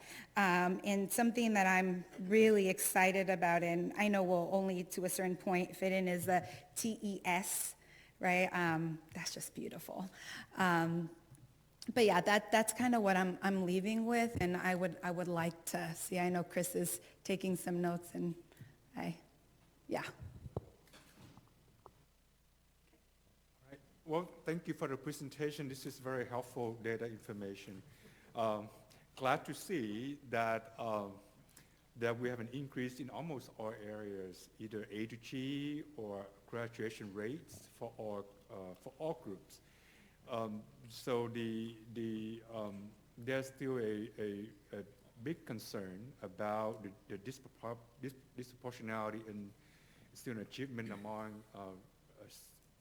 student ethnic groups. Mm-hmm. And I think you mentioned several times that the reason, or probably the main reason, if not it's one of the reasons, that our African-American students and Hispanic students are not doing so well because as a system, we're not responding to them. It seems like. Bias, yes. Right. So have we? Well, it seems like we identify the reasons, but have we then responded to them in any way? So I want to take the board back to the presentations of Director Marquez, the presentations of Director Edison, and the times I addressed you to, is that MTSS sounds like letters, right? Like the multi-tiered systems of support. But really what we've put in place, and now we have all schools with a team whose job it is to look at this data by site and develop, and for us as a district to look at this as a district and develop common assurances. So when we start looking at cohort and non-cohort students, we need to formulate, when there's a student that leaves our system and comes back, what's the common assurance that we can say district-wide, this is how we will address that student need. And so you've heard Director King mention something tonight, and just in terms of evaluation of courses coming in and making sure that credits count from when they come in. That's a common assurance that we can provide. When we look at the differences between ethnicities, we're looking at adult responses by ethnicities in terms of referrals and suspension. And so what common assurances can we have when a student is behaving in a way that right now is having a decision about whether they're going to stay or exit the learning environment. What's a response that we'll develop district-wide to keep them there? That's the work that's being done district-wide. Cultural bias, or the implicit bias training is part of that. Identifying the uniform behavior response matrix. Our advisors meeting with teachers last year in that. This year, our advisors are going to be meeting with teachers about how to recognize the good of what's happening in classroom, to develop those positive relationships and alternative strategies to behavior within a classroom to keep our students in. So you're going to hear more and more of those common assurances. This is how we as a system will respond to address this data. So it's good to hear that we identified the strategies and implemented those strategies. So what I hope to see in the future for presentation is like, as we implement those strategies, have they changed? Yeah. I mean, do they change at all even, or is it just? And I got to tell you, our work is tough in education to be able to make a strong and direct correlation between we did this strategy, therefore we got this result. So that's why we talk about a set of common assurances. We look for systemic responses that aren't just one thing, and then we monitor them over that time, and we monitor the same data. And we don't look away from it from a year at different data and then come back again. We're still looking at it over time. So when Board Member Lay says, hey, I saw that some groups went up and down, but the overall trend is there. But I'm looking now at special ed population, I'm seeing 3 years of a consistent decline that's not an up or down. That's when we would focus in on that group, right? Because we're keeping our eye on the same data set. And now we have the conversations about what common assurances have to be in place with our students with IEPs for us to change this data. And then for this group, hopefully in the next 2 to 3 years, to see that that data starts trending in a different direction. But it's where there is a direct correlation, we would love to present that to you. But our schools are such rich, multivariable places that there's can sometimes be a lot of efforts to get that student to graduate. They might meet with a social worker. They might be in credit recovery after school. They might be getting additional supports or taking 2 English classes at the same time. There might be training for some of their teachers, and we put all that together to keep our eye on our data. Well, I want to go back to what Member Chavez mentioned earlier, is that if we make some changes, and that if we're able to determine, oh yeah, these changes or the strategies implemented, they actually work, rather than just do a lot of stuff and we don't know what works, what doesn't, and then 5 years later come back to the same thing. Absolutely, and that's why when we make these decisions, Board Member Nguyen, is that we start with research-based strategies and research-based approaches. So we're not just making something up and go, okay, these are instructional approaches or a basis of practices that we know across educational systems that have been studied tend to work. And then we implement them, and then we keep our eye on the data to see, is our implementation of it effective? And if not, then we need to change our approach. So you're correct. Naming the response and keeping an eye on the data must occur. In one specific response this year, we'll be looking at our 4 schools piloting our 9th graders.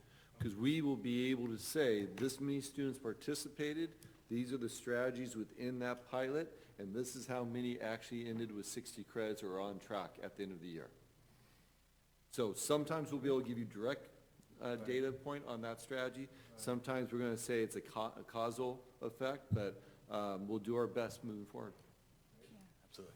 I have one last quick question. So when we look at non-cohort students who are not in that locally defined cohort, Yes. are students coming to us from charters included in that, even though Yes. they live in the, so they do, that is. Students that come from charter schools, students that move from out of state, out of country, out of county, or go into the juvenile system for a period of time and come back to us. There's Helpful, thank you. All right. Great. So now we're going to move on to item 10.0. This is where public members who can address the board, and we do have some people who have wished to address the board tonight. I have a little disclaimer. Members of the public may address the board on any subject not on tonight's agenda. However, provisions of the Brown Act preclude any action. As an unagendized item, no response is required from the board or district staff, and no action can be taken. However, the board may instruct the superintendent to agendize the item for a future meeting. Any person may address the board on any item on the meeting agenda. Persons wishing to address the board must fill out a speaker request form, which we've got here, which is located at the entrance of the boardroom. When your name is called, please come to the podium, state your name for the record, and limit your remarks to 3 minutes. And our first speaker is a triad of speakers, if they're still here. So I will call Harry Nguyen and Johnny Huang. And it says there's 3, but only have 2 names. So if Harry and Johnny could come up if you're still here.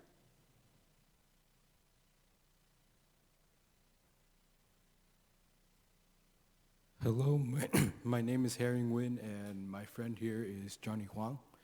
We are here to take the baby steps to create a better, safer world in regards to vaccination in the school curriculum. As of late, misinformation has been spread within our nation about vaccines.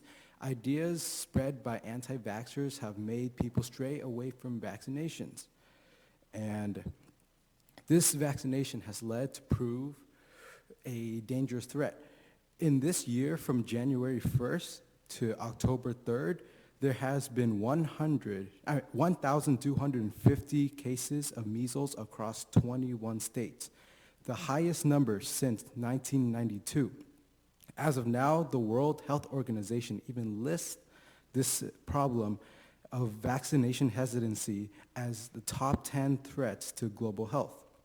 And although our state of California has been cracking down on this with Senate Bills 277 and 276, they do not tackle the core problem, that is the spread of misinformation. Though people may be prohibited from entering public areas without being properly vaccinated, they can still spread information that can lead to a detriment in our safety as a whole. And some people may ask why we can't just tell them. The problem is that it's impossible to convince anti-vaxxers because their argument rests on personal beliefs, religion, or obscure sources from the internet. Since convincing anti-vaxxers to change their mind on this subject is too daunting of a task, we feel that we must educate our future generations on this subject beforehand in order to prevent such false information from being spread further. We propose that changes be made to the curriculum in middle school and high school. Similar to how sexual education is taught, we believe that mandatory units on vaccines should be taught during both educational stages. By doing this, we essentially warn our future generations to be on the lookout for misinformation about vaccines. Although many anti-vaxxers are homeschooling their children, by altering the curriculum in public schools, we reduce this chance of our future generation from being swayed by misinformation. Some homeschooled children may even be friends with students in public schools and may even be properly informed on the subject by them. Although we cannot do anything to target the problem of homeschooling and anti-vaccination, we can perhaps make a small start to a solution. By teaching our students about vaccines, we will increase the likelihood of a more informed world and a safer one. Thank you. Wow, impressively well-researched and presented. Thank you very much. I have a question as to whether this is part of a school project or just your own individual initiative. We don't usually discuss things, by the way, but I can't resist asking. Right, so we are doing this for our senior project, our Civic Action Senior Project. We chose the topic of vaccines because we read this a lot in the news. Thank you very much. Great job.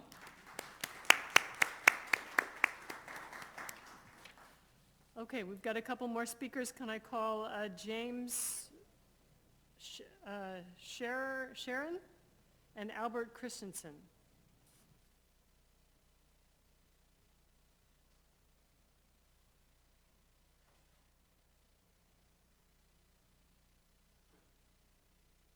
Afternoon, I'm James Sherrod. I teach at Mount Pleasant High School.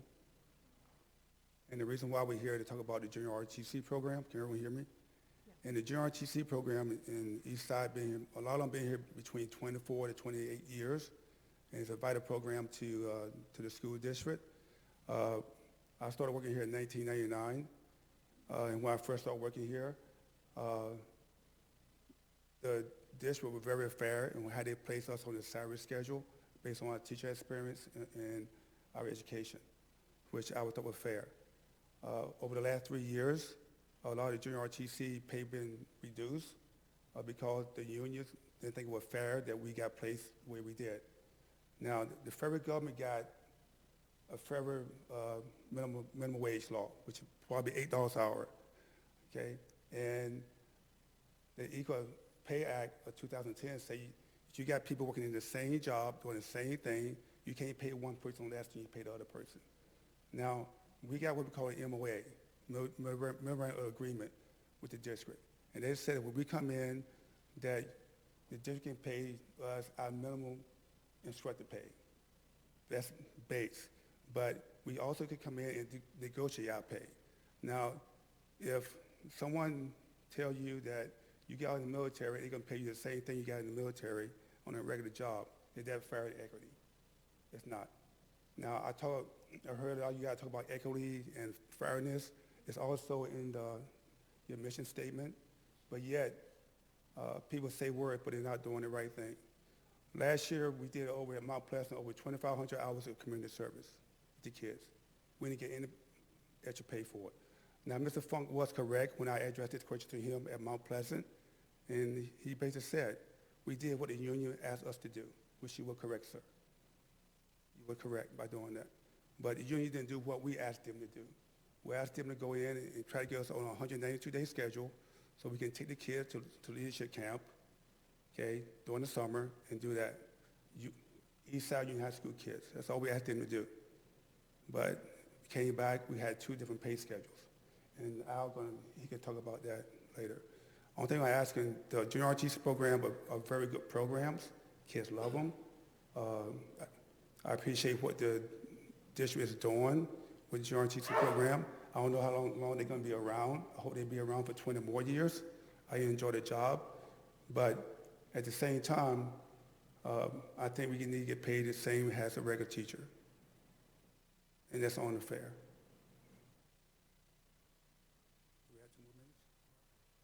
You each have 3 minutes. Yeah. Good evening, everybody. My name is Albert Christensen. So this is my 4th year at Mount Pleasant. And so I'm going to talk a little bit different than what James did. So what James is talking about is this summer, the school district approved a certificated ROTC schedule for 182 days. And so if you compare the numbers for, let's just say, step 7, the base pay is $71,457. Now, if you go to step 7 for a regular certificated teacher, their base pay is $76,177. So that's an increase.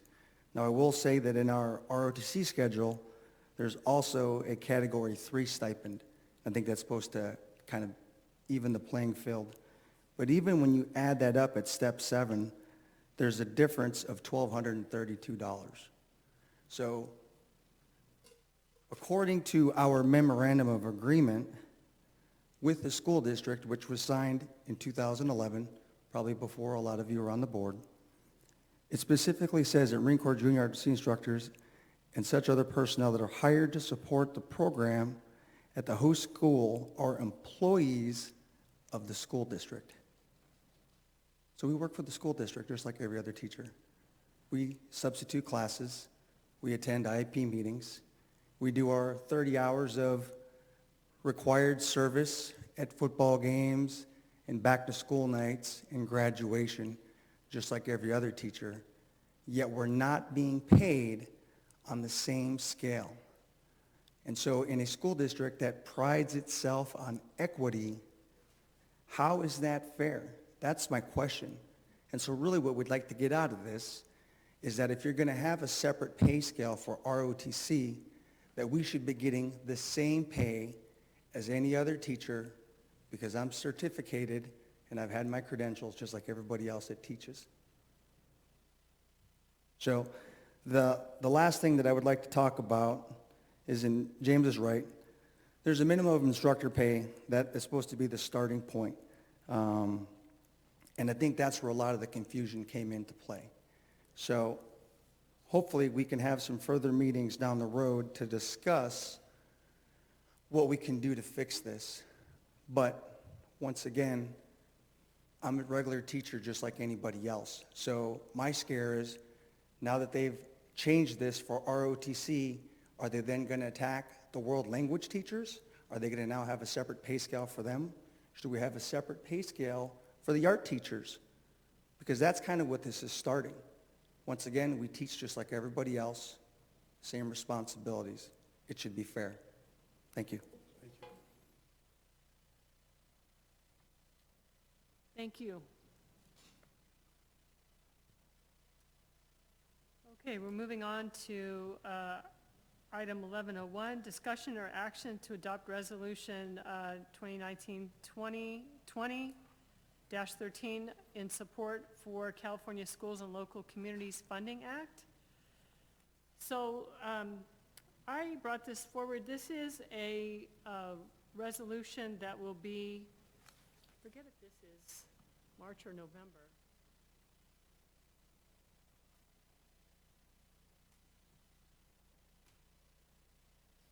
Well, okay, it's in November 2020. This is a resolution that folks are looking to put on the ballot in November statewide.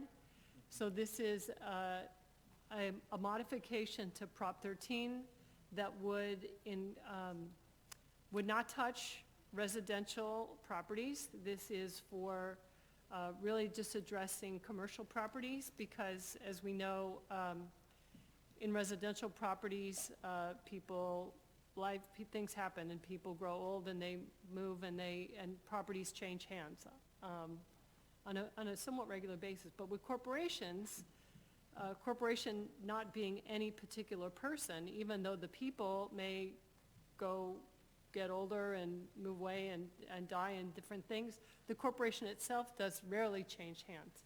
So those properties rarely change hands. And so this is a resolution that would look at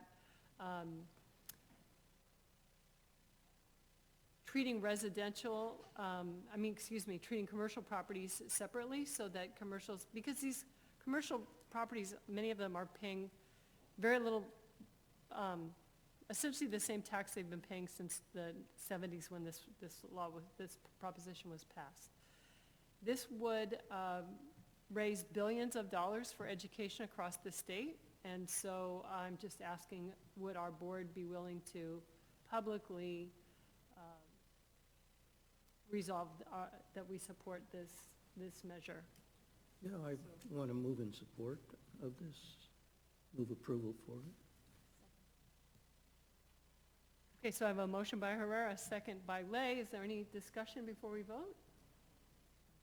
No, I support this too, but I'm just not sure if I agree with paragraph number 3, which is to say that the inadequate school funding is due, well, it's say partly to Prop 13. In some cases it's true, but I like my residential property to be capped at 1% property tax, then be moved up, because that's the only way that I'm still able to maintain my home, because if it keep going up, we might not be able to afford it, so. And that's why I wanted to be clear that this measure does not touch residential property tax at all. This is just about commercial property tax, which has not had the same turnover that residential. So every time a property turns over, it's reassessed. Right? And so that happens in residential property, but it doesn't happen nearly as frequently in commercial property. And so that's why this amendment or this measure is coming forward. So any other comments before we? Okay. Sophie, board trustee, how do you vote on this?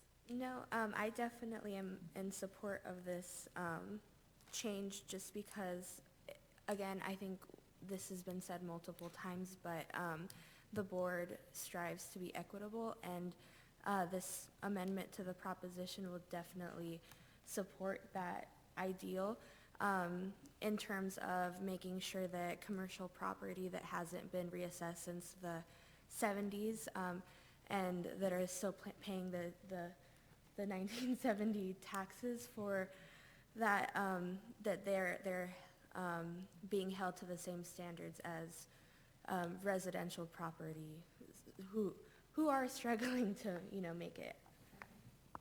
Thank you. Okay, so all in favor? Aye. Thank you very much. Okay, moving on to 1102, discussion or action to adopt resolution 2019-2020-14, recognizing LGBTQ and the importance of the California Fair, Accurate and Inclusive and Respectful Education Act.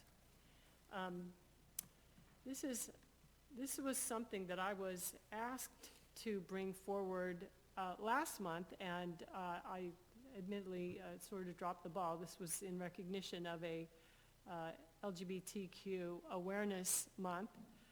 But, looking at this resolution, it's still valid even without acknowledging the special month to acknowledge our students and community members that are part of the LGBTQ community. This resolution basically says that as a district that we obviously recognize lesbian, gay, bisexual, transgender, and queer students and welcome them as they are, equally like all our students. But that we also acknowledge the historical contributions and the struggles that this community has had in the quest for their equal rights. And as part of this, the resolution says that we stand with them and that we stand for sharing the history. And so talking with the superintendent, I would like to propose that as our staff develops the curriculum around ethnic studies, that we also include something that supports the history of the LGBTQ community in that work. So I'll open that up for discussion or comments. I'm just noticing that in prior years already, there has been a movement at the state level and the regional level in different areas of the local communities with this same goal of more integration and inclusion of the LGBTQ community. And supporting this does nothing new other than come into alignment district by district, and in this case the Eastside Union High School District, with larger movements in society, including the issue of that is integrating some of the history of this community when we teach, of the history of communities, and so on. So, and it's included in our whereases.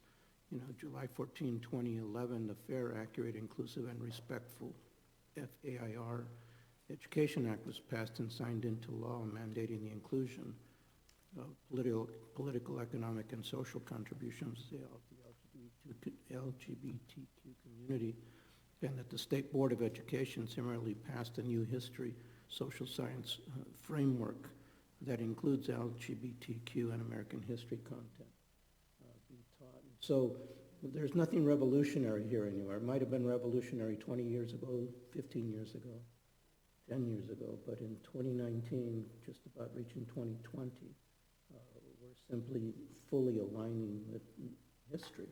And so, yes. So I'm supporting this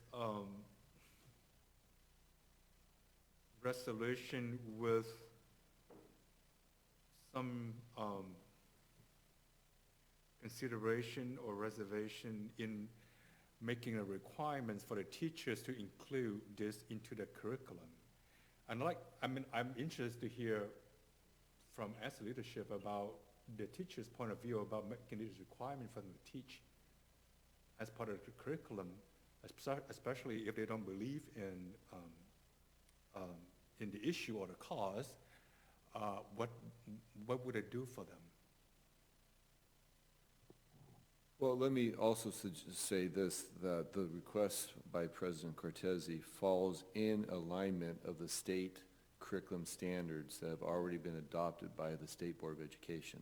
So if it's part of the standards and a teacher is teaching those standards, they don't get to pick and choose what they want to teach because of their comfort level.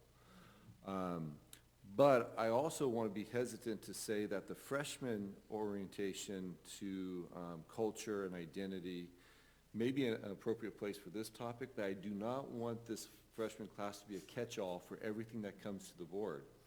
Because the vision that we have is that it's an introductory class under the umbrella of ethnic studies, but that we offer specific courses that go deeper on a particular topic in the higher grade levels. Which this would be a great seminar class to be able to teach, or a semester course to teach as we move up the ladder. So yes, can we consider it in the 9th grade? Yes, it falls within the standards. If it's part of the standards that's adopted by the state of California, then teachers are required to teach those standards. But I just don't want to have a single course be a catch-all for everything that comes to this board. It'll be impossible for teachers to cover all that. So I would agree with that, and it's really not our role as a board to set specific curriculum, but just, for me, I just want to make sure that this, the point of ethnic studies was to give all students an opportunity to see themselves reflected in the curriculum. And so wherever that lands for our LGBTQ students, I just want to make sure that that's happening for them. Yep. And that, to Board Member Nguyen's point, we have a equitable community statement that says all students are welcome as they are. And regardless of anybody's personal point of view on that, all students are welcome as they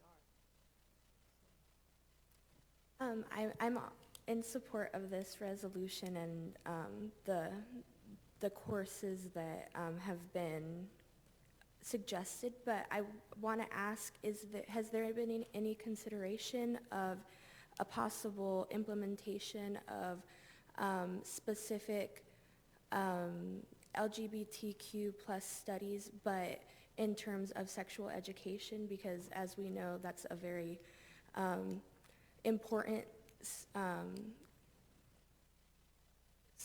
type of education, and I don't think that's represented right now.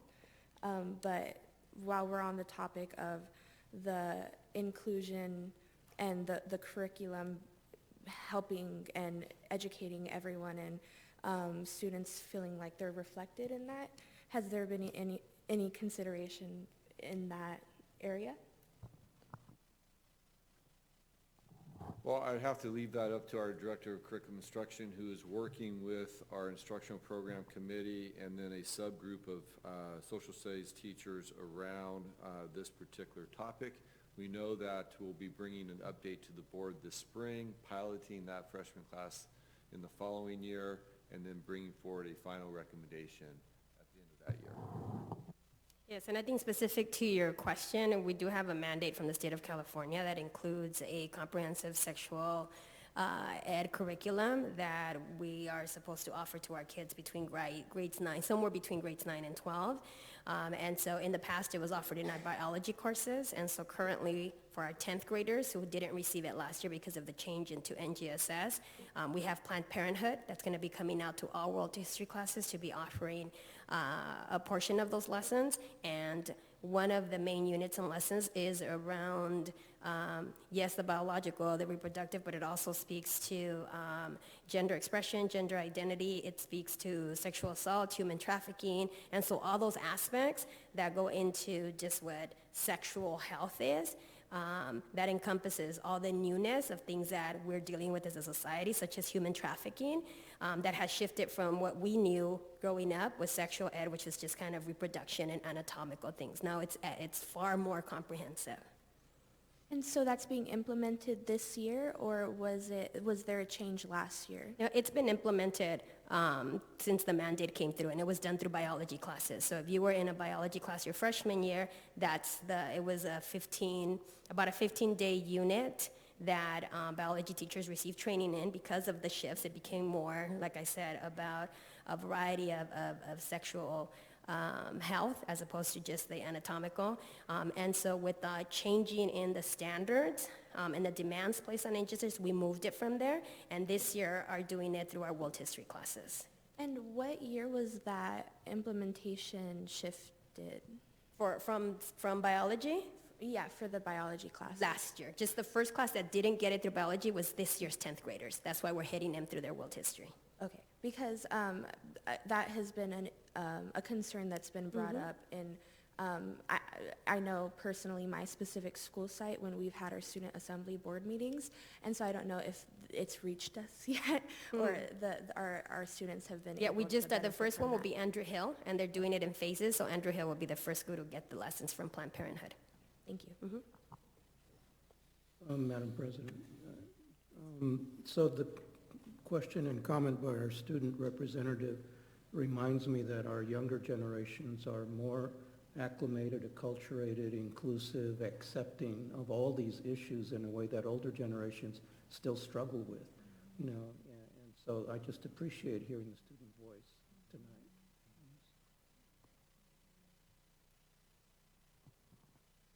Okay, I'm forgetting now if I had a motion on this. Yes. Move for approval. A motion by Herrera. I need a second. A second. So you're not allowed to second, but you're allowed to, I'm going to get your vote before I get any of the rest. Okay. Okay, second by Chavez, and I will hear from our student. You get to vote first. I vote in support. Thank you. All in favor? Aye. All right. So moving on to 1301, this is discussionary action to approve the contracts for professional services over 25,000. Standard, we just need a motion. Move for approval. Motion by Nguyen, second by Herrera, all in favor? Oh, I'm sorry. I need to hear from our student board representative first.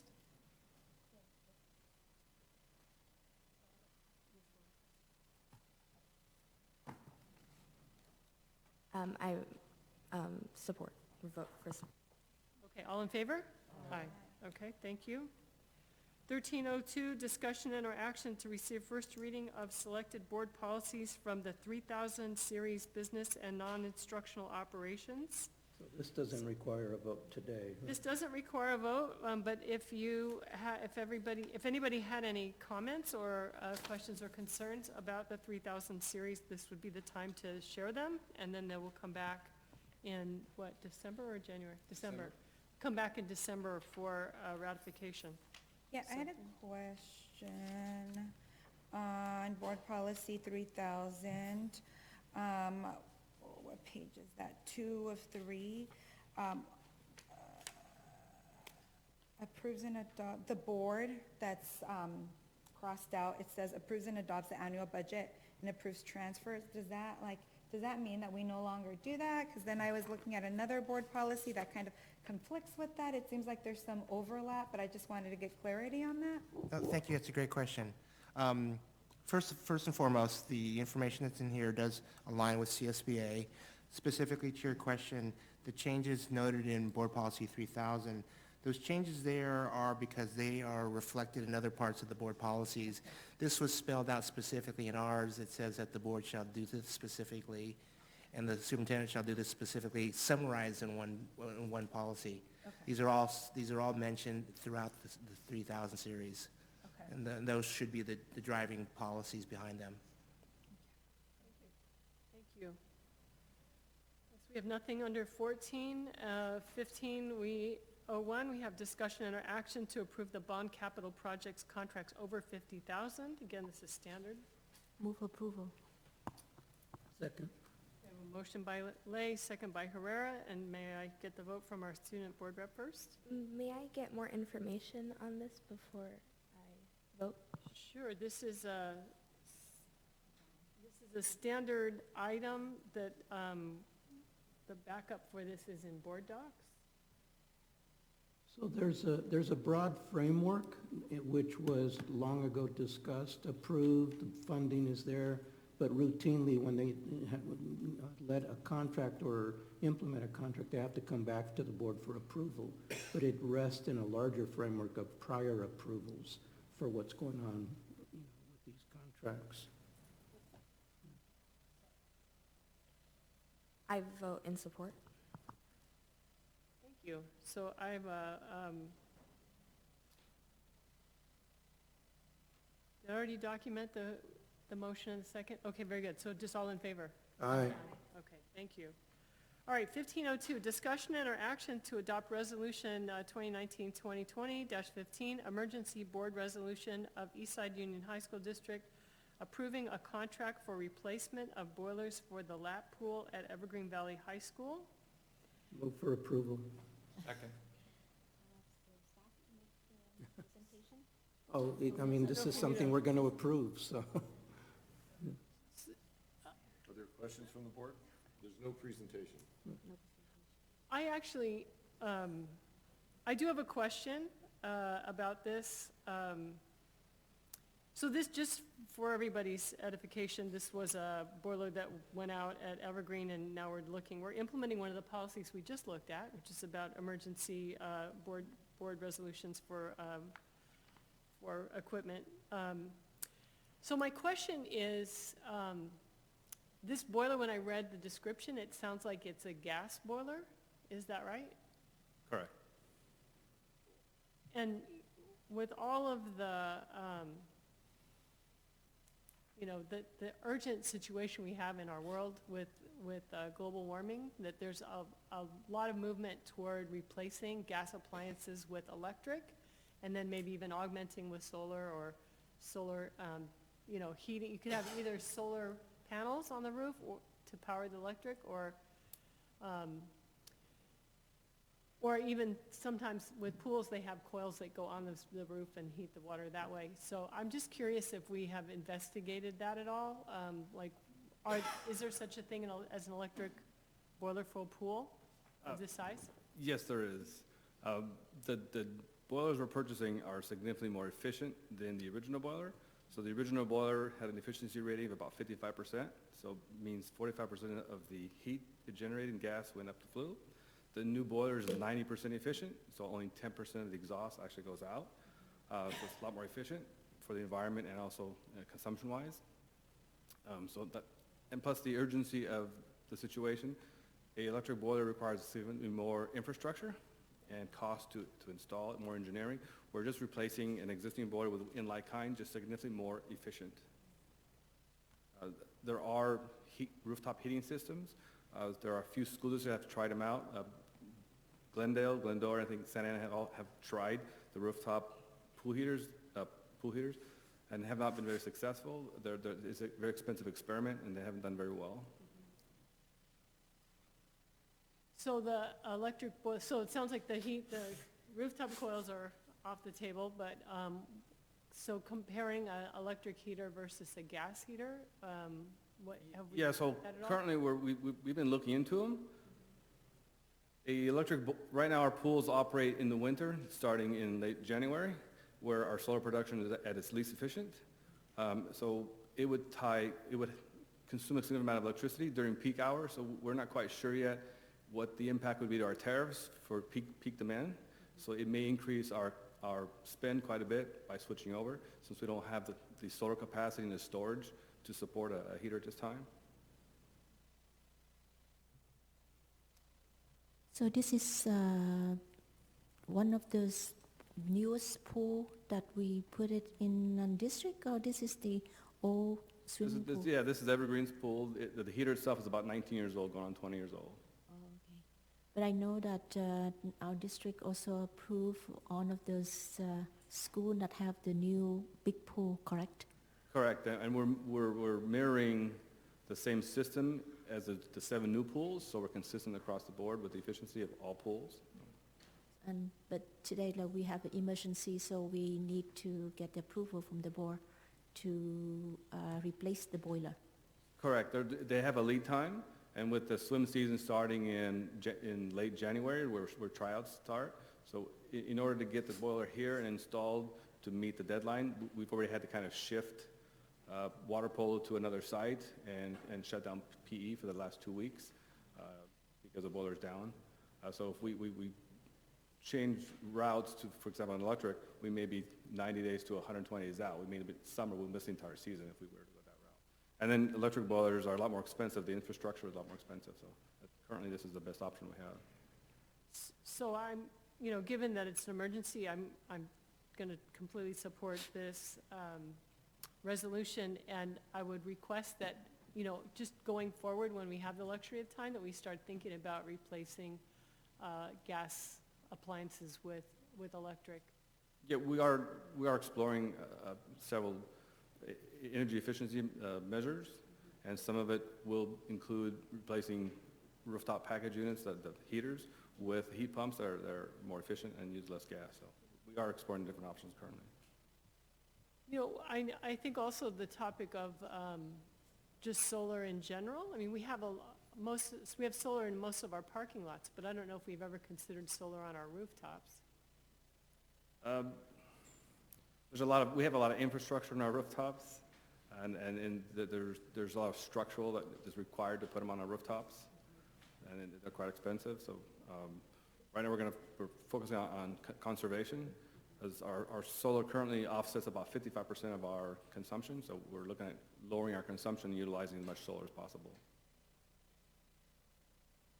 Maybe for our new building, so we think about solar, so it can generate, as our revenue as well as the energy to support back the district.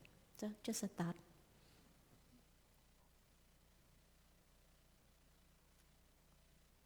Any other comments or a motion? Oh, did we get a motion? I don't know, I think let's move approval. Was there a motion already? Okay, so we have a motion, a second, and our student board rep? I vote to approve. All in favor? Aye. Okay. That is unanimous. Now we are up to the consent calendar. Need a For motion? approval of the consent calendar. Second? A motion by Herrera, second by Nguyen, and our student board representative. So do you know what the consent calendar is? Okay, so the consent calendar, these are just routine items that are all listed as reports in the board docs, and they don't really need any discussion, or so we just kind of approve the whole list unless if there's one we're concerned about, we can pull it off, but otherwise we just approve them all in one motion. Okay. Then I vote to approve the consent calendar. All right, all in favor of the consent calendar? Aye. All right. And moving on to item 21, written reports. There's nothing really to discuss there unless anyone wants to bring up anything about our written reports. No, I just want to appreciate Julie Kasperger for the report regarding Central Nutrition. But, if we have any other questions, we can ask Julie Kasperger. But what I want to see the report for the survey, what come back from the student about what the student like in terms of nutrition. And I know that when I visit one of the school, and students always say that they don't like cafeteria food. As well, as a lot of them might gonna call up a DoorDash or, some other food outside. So I think it's something that we're going to take a look, how we can improve our food service nutrition as well to our students. So I think that's something that I've been requested for, the report, and then see what can we do in the future, how we can improve it, because different site, of the school, different side of this, have a different type of nutrition services. Yeah, definitely. I know that site-wise for each of the schools, I could send out a message to the representatives to see if that could be a discussion that they have and at their next assembly meeting. But I think overall we could definitely make that a topic of discussion for the next student governing board meeting, if that's okay with Yeah, I saw the picture here. It looked very good in terms of ethnic soup choice as well. You know, authentic Mexican dish or pho is very authentic. The Vietnamese soup, and most of students really like it because this is very good diversity in our district, and different type of foods really bring a lot of flavor back, you know, to our school and to our students. So I think this is really good. I'm looking to see that the expected December lunch menu has first. I'm gonna try it. Yes, I was actually going to say that. Can we get the lunch menu? I want to join for the pozole and the pho. Maybe have lunch with staff and students. I'm serious. Yeah. Okay. Thanks. Okay, good. moving Thank on you. to item 22, future agenda items. Who's that? So, Ever wanna add for anything? future agenda item under, my name is listed for the IB program presentation to be presented in January. So I recently had a chance to visit Andrew Hill and also went, I got a personal presentation myself from the principal there, so I feel pretty well informed about the current status and how the program is doing and so on. I don't need a presentation in January. So, I mean, if all the board members feel the need to hear this presentation, I suggested to do it in around June at the end of the school year or even next year. But I no longer have the need for this presentation. We get an update on IB haven't we? Isn't that something that sort of cycles through every couple years? Every couple years, every other year. We just had it last year, so. Yeah, I'm fine with just keeping that schedule. Okay. Anybody else want to add anything to the future agenda Yes, I don't list? know if it belongs in here or in some different way, but 2 or 3 meetings ago, we had a teacher appear before us with an issue that I hadn't heard before, and that was sexual harassment by students of teachers, and the lack of safety and the lack of anything to policy-wise and protocol-wise to handle that, and it really affected me hearing her speak, and so I don't want to let that fall off our radar screen, and want to know when is that going to be brought back. It's on the list. I saw that. Oh, Is but that what it's referencing? That's what that is, yes. Okay, good. Thank you. And just for the board's information, I did follow up immediately with the employee. I know she was due, I don't know if she's had her baby, but she was getting very close. So Ms. Sewell and I, our director of equity, and I went out to see the teacher. And so we started this conversation with her, and she was gathering some additional information for us. And we do have board policy that protects all employees against any type of discrimination, regardless of where it comes from. Well, And we'll I guess continue. that's why I was a little puzzled by the phrase. Sexual harassment training to me is so broad, you know, that it seemed to me, were we in need of anything else by way of policies or by way of procedures, protocols, and so on, in this respect of student harassment of teachers or staff? And I don't know if that phrasing covers it, the policy aspects or the questions it may beg policy-wise, then great. But if it doesn't, we should revise how we're naming it, you know, for coming back. And let me also give you a Friday update with the initial findings of that conversation, because it's interesting. Yes, and based on that information, if you would like more at a public meeting, we can discuss it. Yeah, okay. Yeah, and just, you know, my comment in adding this to the list was that we as adults have to have sexual harassment training every year. And I don't think that the student, it sounds like that it's embedded in their curriculum at some point, but it's not necessarily addressed as specifically as the school environment with regard to teachers and like that. So Yeah. I will look for your Friday update and then Yeah. we'll follow up. You know, from there. and beyond training, we need protocols for responding. Sure. You know, to whatever's going on or happening. But I understand the sensitive nature of the matter. I'd like to see if we can have a report.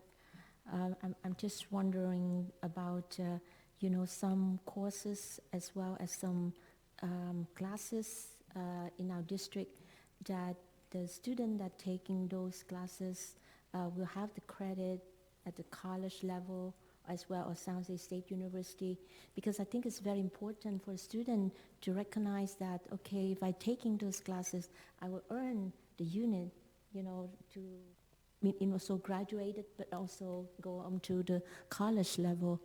So I think it's that we have not have that. So. Are you referring to dual enrollment? Yes. Community college? Yeah. Okay. Anybody else? Nope. Okay, then we are moving up to 23.01. This is comments by the board. I'm going to start to my right tonight with Board Member Herrera. I don't usually have anything to say, but I do have a couple of items tonight. One is that the school shooting that occurred this morning in Southern California, 6 people shot, 2 dead, just brought to mind a conversation I had recently with someone in our local community, Joe Viramontes. And I learned from him of a proprietary program application that can be put in the systems and cell phones.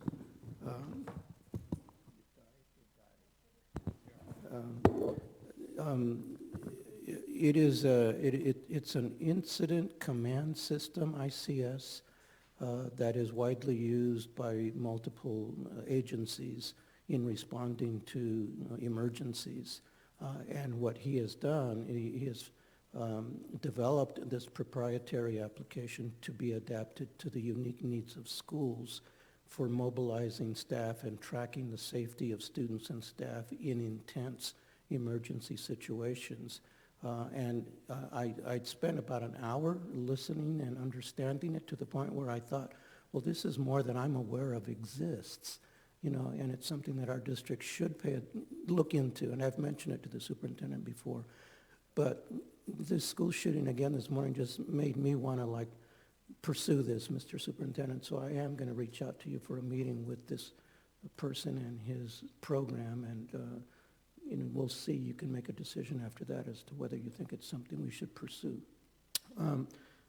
The other comment is that I would like to hear some kind of communication from the superintendent regarding the issue on ROTC raised by our speakers in the open comment section.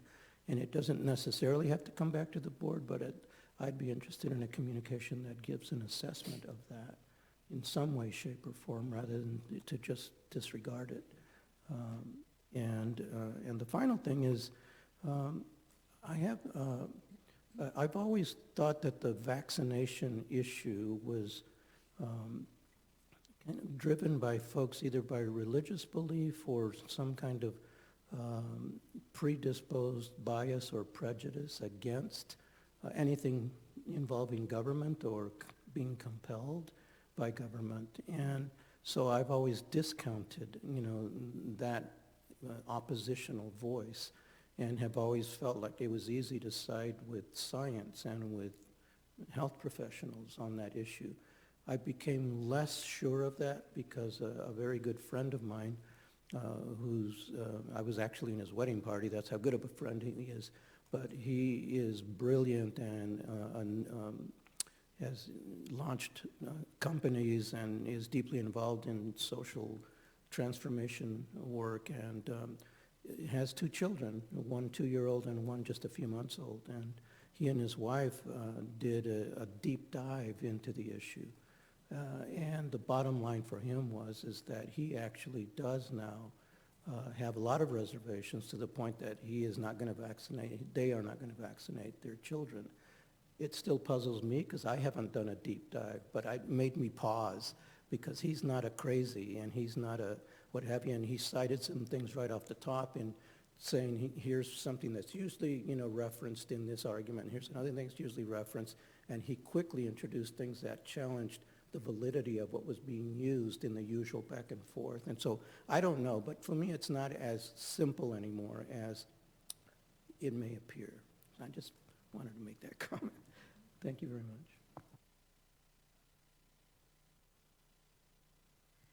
Okay, first of all, I think I want to acknowledge administrator and staff have worked very hard for Hall of Fame dinner. It's very successful, and we recognize all of those awardees that contributed to our this Eastside district. I'm very proud of Eastside. Another thing is I attend the Veterans Parade to salute and honor these veterans last Monday. And I saw Andrew Hills and Silver Creek's JOTC marching band, excuse me.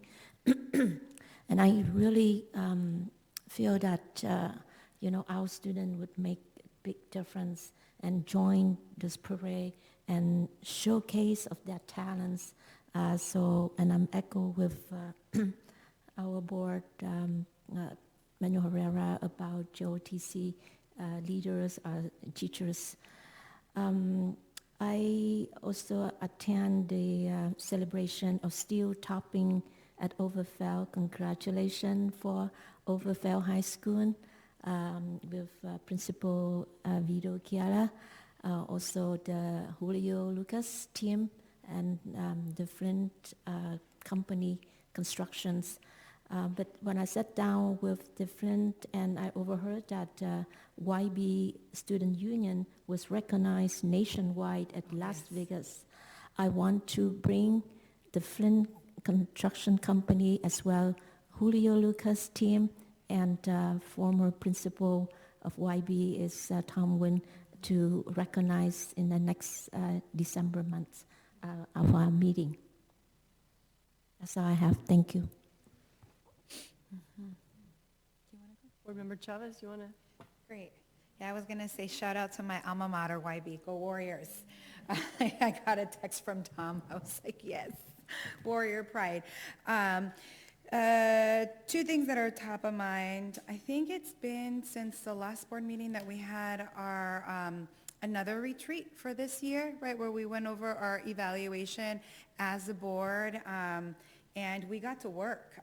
It was a really beautiful process, I think, because it was very much everybody involved. Like if y'all were to have seen, had a lens inside the room, it was all board members literally, writing down things, how can we get better? And it wasn't just one person speaking to everybody. It was really great collaboration. So that has to be one of my favorite moments up until now with all of y'all. So thank you so much for that engagement. And I'm just really excited, and I know a number of you are as well, do the work that we have ahead of us. And I could probably say that every board member here has a series of items as deliverables following that evaluation. And so excited to make that happen. And aside from that, I wanted to just, I was just reflecting, and it's been a year since I got elected officially. It's November. Went by really, really fast. I was a little nervous joining the board, I'm not going to lie, because I was like, I'm like the stepchild. Coming into a board that has been pretty much together for some time, but this year went by really quickly for many reasons, but I think a big one was because of each and every one of you up here, right? I felt very welcomed And I know I can be very special at times. I have my personality. When I feel strongly about something, it's very clear. And even though that is who I am, I felt like I was embraced, and I continue to be embraced. So, thank you doesn't begin to show my gratitude for each and every one of you. Manuel, your historic knowledge has been invaluable, and always just, that listening ear. Van, your unwavering advocacy, even when you're standing alone, is very apparent, and I really value that. Patty, I feel very lucky to have come to this board with you as board president, with your leadership and supporting our commitment to learning, not just for our children, but for us as a board. I think your leadership has been very instrumental in the way that I've been able to come into this board and just kind of make my way in and fit in my own special way. And Lon, you really are a balance. I was just telling him the other time, he's a balance. I'm a little bit like a firecracker, and he's not the opposite, but he balances me. I'm like, okay, I need to look at Lun when I'm on fire from time to time. Just remember, there are different ways to be. So I appreciate that in your openness. So I continue learning from each and every one of you, and the leadership here and staff out there. Just thank you for making this experience what it has been. And I'm excited to keep on working with you each and every day. So thank you. Thank you for a great first year so far. Well, I just want to say that you are a great addition to this board, and because of you, we have board majority as women, which is something that never happened before, which is, is great. So I'm curious. So I don't remember, but Superintendent, if you can share with us, I don't remember if, as the district, we have ever taken a position regarding vaccinations, or either support or not supported. Well, vaccination. Shots. Thank you. Vaccine shots are required by Ed Code. Yeah. So it's not, we can't Okay. really take a stand Okay. that goes against. I guess we can always take a stand that we don't support it, but we have to enforce it because it's Ed Code. Okay. Yeah. Yes, because, anyway, that's good to know because, both of my sons don't want to take it, but I keep saying that you have to. They say, no. I say, well, your school might require it, and so. But that's okay, thank you. By the way, I support vaccinations.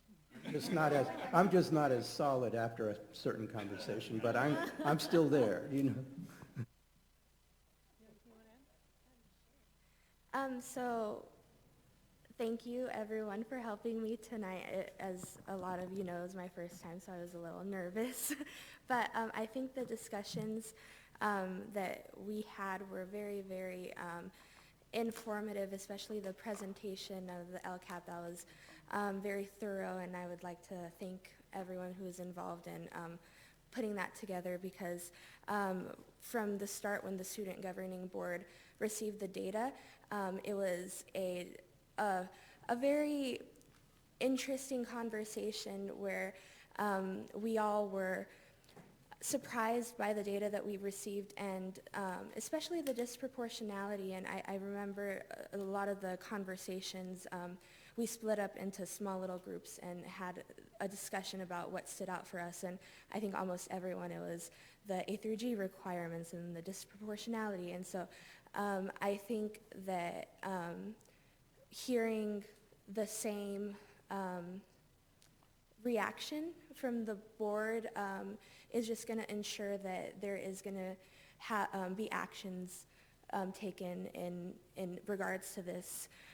Also, in regards to the Prop 13 amendment support, that was a really great thing to hear, because just recently, on Saturday, I was actually a speaker at the March for Education that occurred at the Cesar Chavez Plaza just downtown.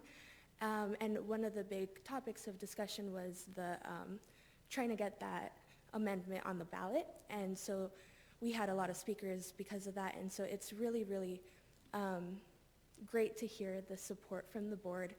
We had a lot of students come out. Around 100 youth were out there, so it was a really great event, and just hearing the support was, again, great. Besides that, I think, again, a lot of great discussions, so thank you again. I just have to say, we're getting such high-quality student leaders sitting on this board in these positions. And for me, you've been one of the most active listening and appropriate commenting, representatives so far. And I'm just really impressed by you. So, great. Thank you so much for saying that. That means a lot. I was really excited to be a part of this. I think we realized this year that I am the last member of the the Voice Task Force, which created the Student Governing Board. So it's really amazing to be here in action, because when we started implementing it and going out to the schools and getting the assembly boards established, me and my colleagues that created it were borderline emotional about it, because there was so much work that went into it, and so it's really great to be here, so thank you. Sophie started this work as a sophomore, and she's now a senior. Freshman. Freshman, that's right, yeah. That's right. They've dealt with me for almost 4 years, so thank you. So my comment is just to welcome you officially to our dais and to thank you for your contributions. It's so important for us to remember why we're here. So, and I'm also, like my colleague, Member Chavez, sort of reflecting on this past year. So this is my last official board meeting as president. We have one more study session, but yeah, I don't want to say I've been counting the days, but I've totally been counting the days. But anyway, thank you all for your support and your patience and your putting up with, like missed pledges and whatever. So. Yeah, and I remember how apprehensive you were as the time approached when you would need to be ready to step into the president's chair, and how much you felt like maybe you weren't ready for it. But you have really grown into this position and into the leadership role, and so kudos to you. Superintendent? I will pass, thank you. So, our council team did not make it back. Rats. Okay, so our legal counsel had to go to another meeting, and he was hoping to be back here, but we just were so efficient and wrapped up before 9 that he's not here. So I'm going to report out on closed session. So closed session item 2.03, the board has concluded the superintendent's evaluation for 2019, for which the board has provided an overall satisfactory rating. There is no increase in compensation resulting at this time. And that's the 2018. Correct. Closed session item 2.05, the board unanimously approved and adopted the advisory arbitrator's final decision in the matter of the district versus Loydrito Bordito, dated November 11th, 2019. Closed session item 2.04, the board unanimously approved the employment of Tina Swanson as coordinator of special services. Closed session item 2.08, OAH case 2019-070400, the board unanimously approved a settlement agreement and general release pursuant to which the district has agreed to provide specific assessments and to provide compensatory education services up to $20,000 and attorney's fees up to $9,500. And that is all that we had in closed session. And we have a board study session next Thursday. That's the 21st. And we're going to be looking at the budget. And it's going to be a stakeholder meeting similar to the one we had around grading policy. So we'll have all of our stakeholders present. And we will have an audience that will be able to participate as well. So I encourage as many people as possible to attend that important meeting so that we can get every voice represented. And Madam President, there was also consensus from the board to approve the term sheets for Summit, Tahoma, and KIP Navigate. Yes, thank you. Okay, and with that, meeting adjourned.